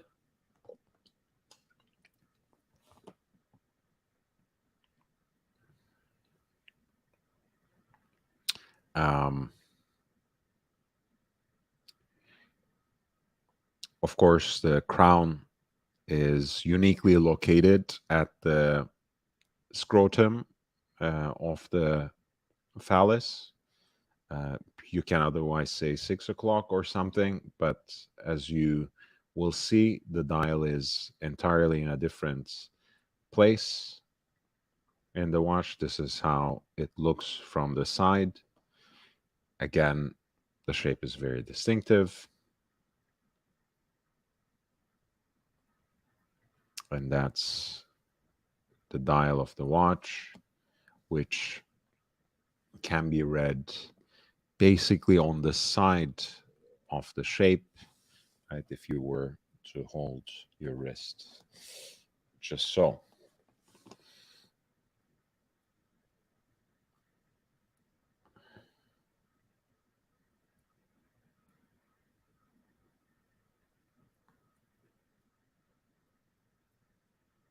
And this is a look from the below, the belly of the beast.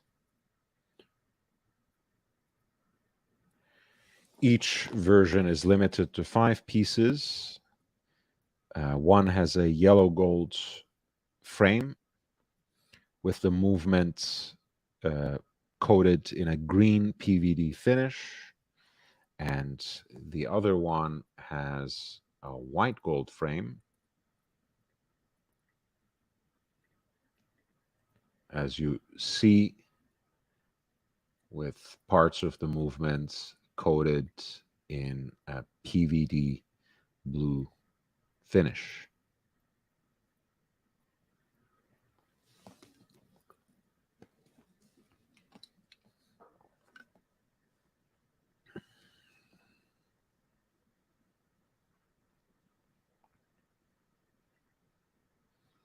As you can see, the two balance wheels are kind of the two balls of the phallic shape, and they are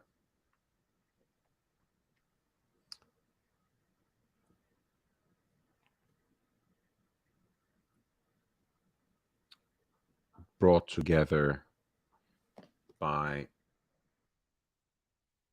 its central differential, which forms part of the stem.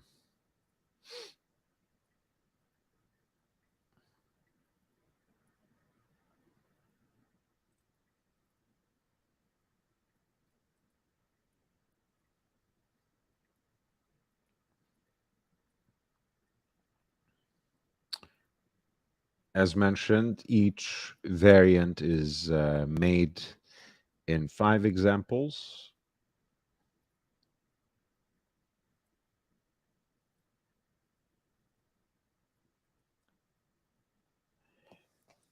They each have a water resistance of 30 millimeters, uh, which is quite decent considering how unique and specific the case construction is.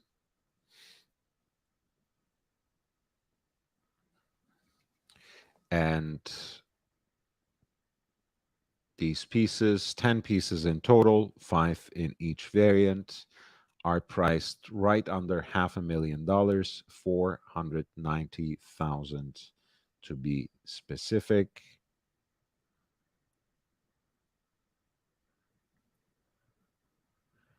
Honestly, as a feat, both in terms of the horological details of the movement, the two separate balance wheels, the central differential, um, the layout of the movement, which is on display, and really the focal point of the watch beyond its timekeeping functions, which are almost relegated to marginalia. It's all very impressive.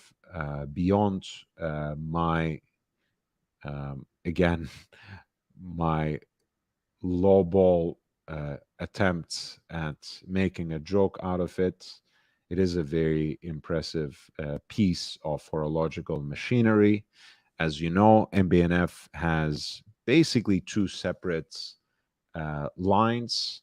The more traditionally designed pieces, which are still very unique, both in terms of their design and in terms of the conception and execution of their complications. They also have a whole line of horological machines which are even more adventurous in their design, and this is precisely one of those horological machines. Their um, ability to push the boundaries is quite admirable, even though it comes at a very high price tag. In this case, roughly $500,000.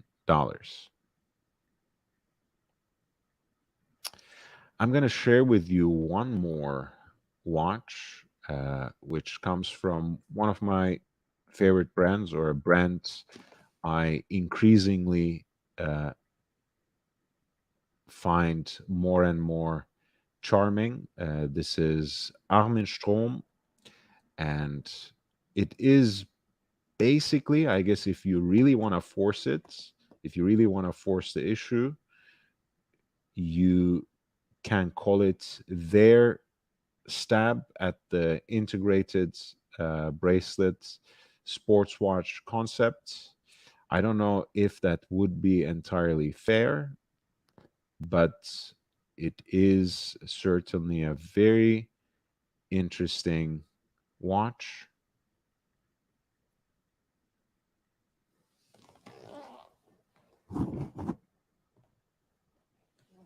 One that looks every bit of an Armenstrom timepiece, even as it uh, also abides by some generic codes of the genre.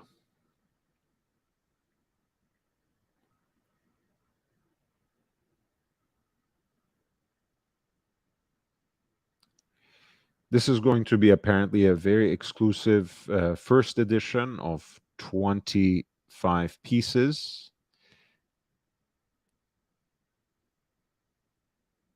The piece is entirely executed in stainless steel, case and bracelet alike,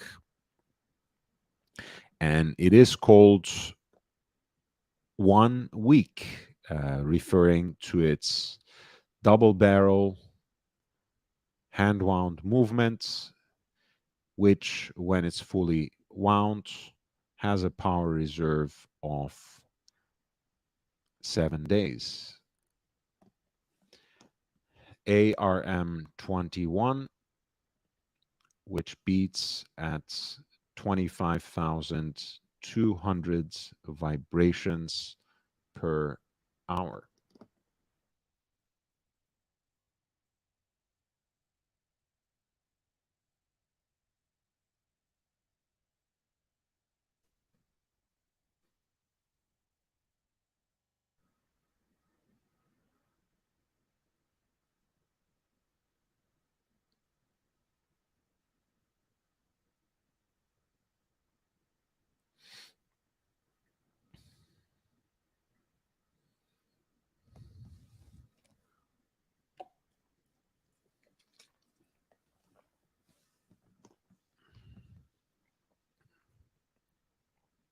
The two barrels of the double barrel movement are, of course, on full exhibition on dial side, and they're held in place in hand beveled, skeletonized, finger styled bridges in the style of Armenstrom, in the recognizable style of Armenstrom.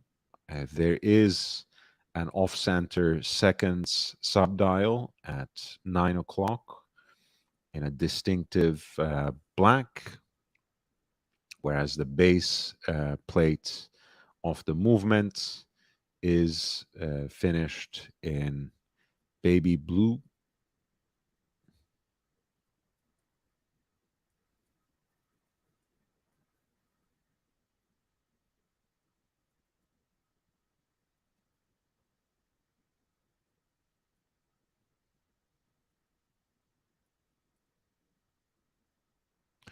There's let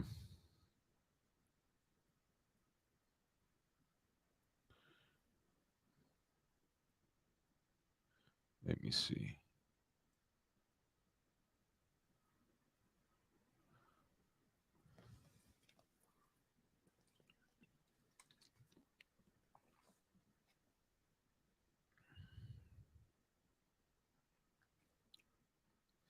The integrated bracelet has an H link style design with the center links polished to contrast with the largely grain brushed finish, even though the piece is very intricately beveled as well for additional detail.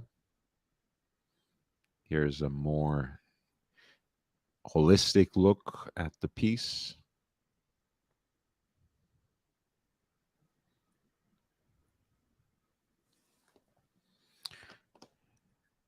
The piece comes with a 10-year warranty, which is further extended from their customary 5-year coverage.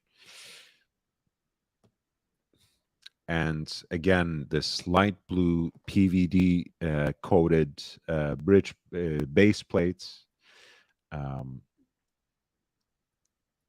and further detail on the bridges will apparently be a distinctive marker of the first edition. The price is set at 34,000 US dollars. The case is 41 millimeters in diameter and is 10.6 millimeters thick.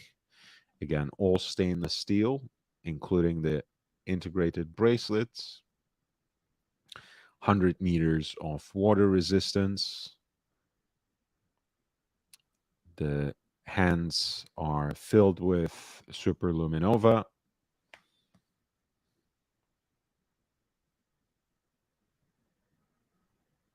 and the watches will be offered. They will be sold exclusively through the brand's website. Here's a look at the piece at the ARM 21 caliber through the exhibition case back.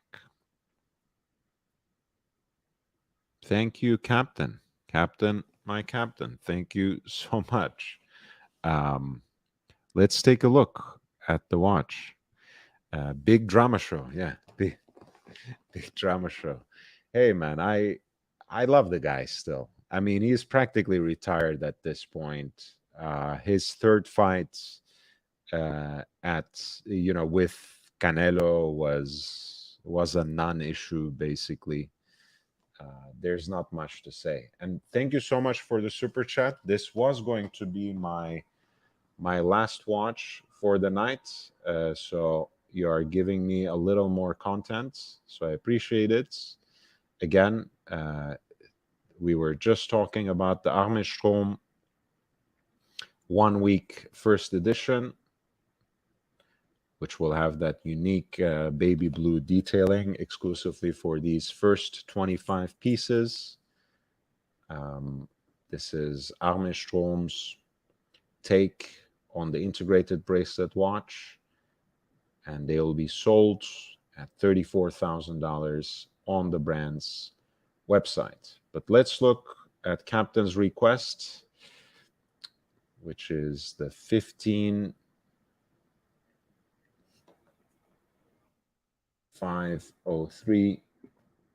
EC.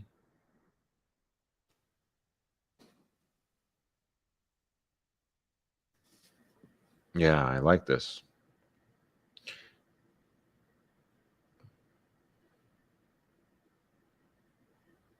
This is a white gold on the white gold bracelet, 41 millimeters, right? Okay, limited edition of 300, probably already sold out, right? Or not?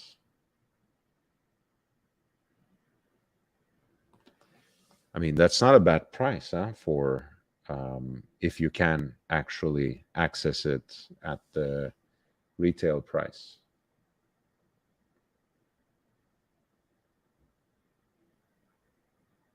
The Grand Tapisserie dial, classic blue, all white gold.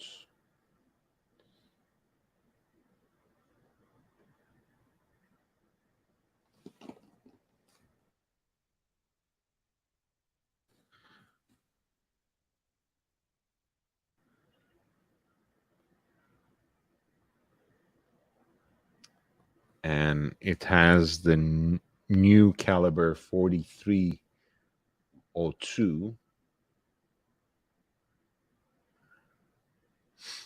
which has 70 hours of power reserve, the instantaneously jumping dates, which changes at midnight.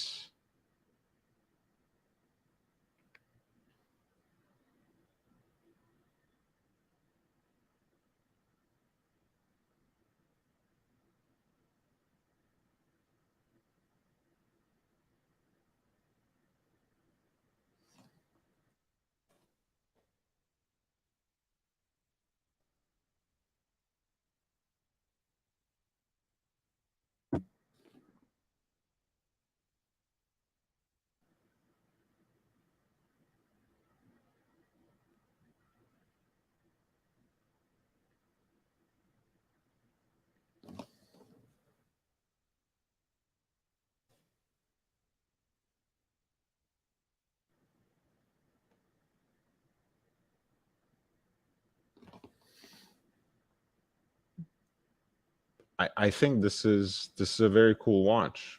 41 is too big for me, but I know, Captain, you have the opposite preference or the opposite issue, depending on how you look at it. And I'm just a huge fan of white metal on Royal Oaks. White golds and platinum over pink or yellow, with still a slight preference for stainless steel always. Even though I find some of the more recent yellow gold and pink gold versions of the jumbo very, very appealing indeed. Let me know, Captain, if you have any. eh, Are you considering a deal on this? Um, hmm. Sold one, sold one listed for 82.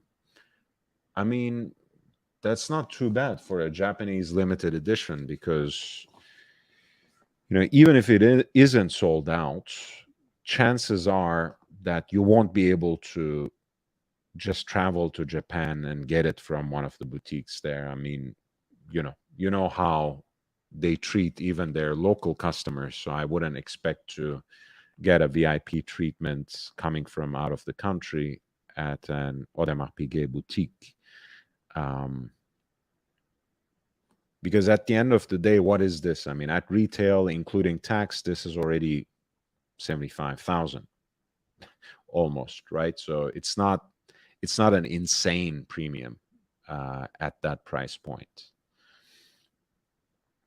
I think this is a great alternative you know t- to the jumbo for a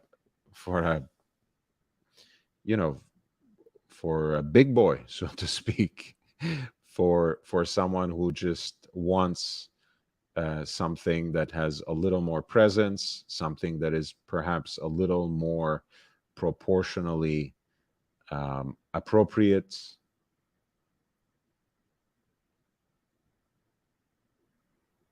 And like you said, it has that beautiful classic blue dial, except, with the slight difference from jumbo, the pattern is a little bigger. It's grande tapisserie rather than petite tapisserie, which some people prefer, by the way. I like it. I find it a little more refined and elegant, the classic pattern of the tapisserie. Um, but a lot of the lineup outside of the jumbo has the larger pattern, which is more distinctive and which some people simply prefer. And maybe you like the execution of this blue even better in that enlarged pattern. Um, and I think that's absolutely fair as well.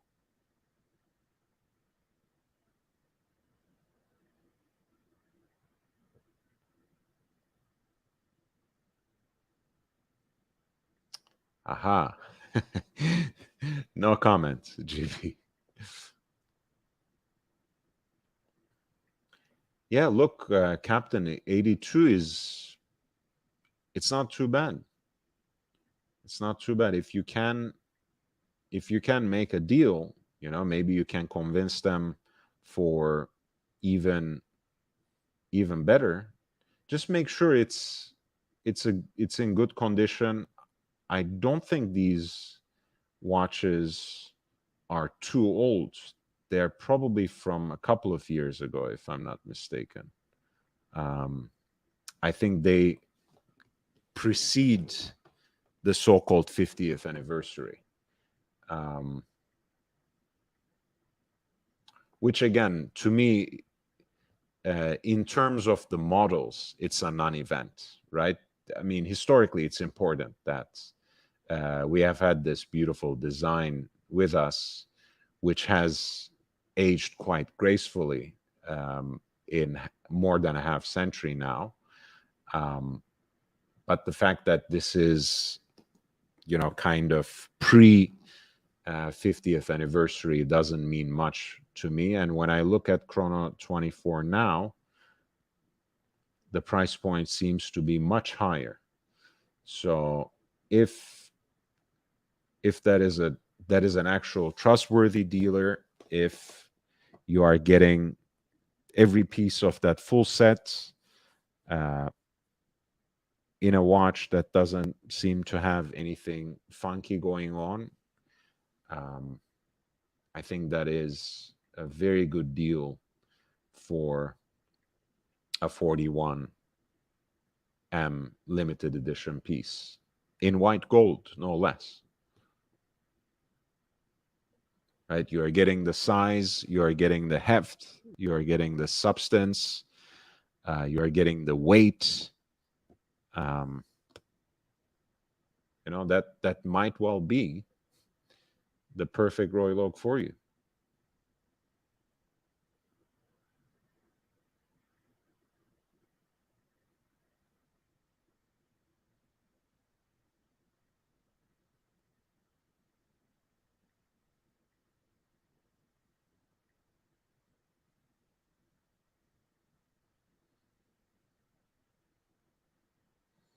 Thank you, Captain. I appreciate you too. Guys, thank you, everyone. If you have not yet given a like to the stream, if you have not yet hit the upvote button, please do so. I'll be back with you on Thursday. I still have a few more releases to talk about, but I don't want to exhaust everything and exhaust myself as well. I feel once again quite depleted. Long day,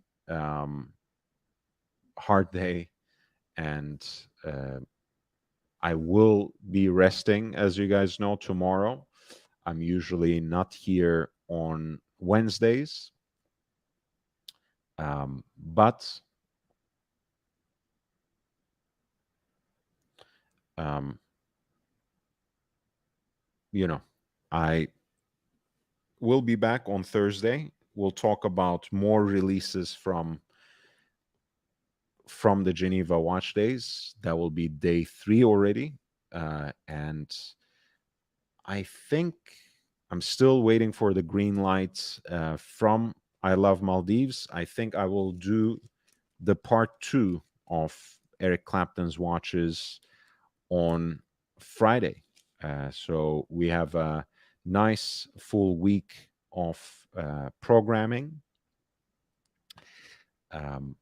Just that 1 day break on Wednesday, and then I will be with you Thursday, Friday, and Saturday, and possibly twice on Sunday. But we will be at Steel Buffalo Motors again this Sunday for the early show at 1 p.m. So mark your calendars.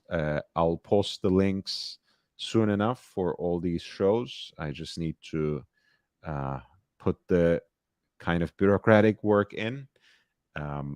Thank you for your patience on that. Once again, thank you for your contributions and super chats, Captain and Jake Brooks. Both of you are members as well, and I really appreciate that. I really appreciate your support. I appreciate your support and presence in the chat, all your questions, all your comments, all your ways of engaging with the topic at hand. It's always extremely valuable. If you give me at least a like, you'll make me really happy. If you have just stumbled upon this channel somehow, being led from somewhere, or perhaps simply by following a link I posted somewhere else, please feel free to subscribe. I'm here with watch content on a daily basis, and I look forward to having you as part of my community.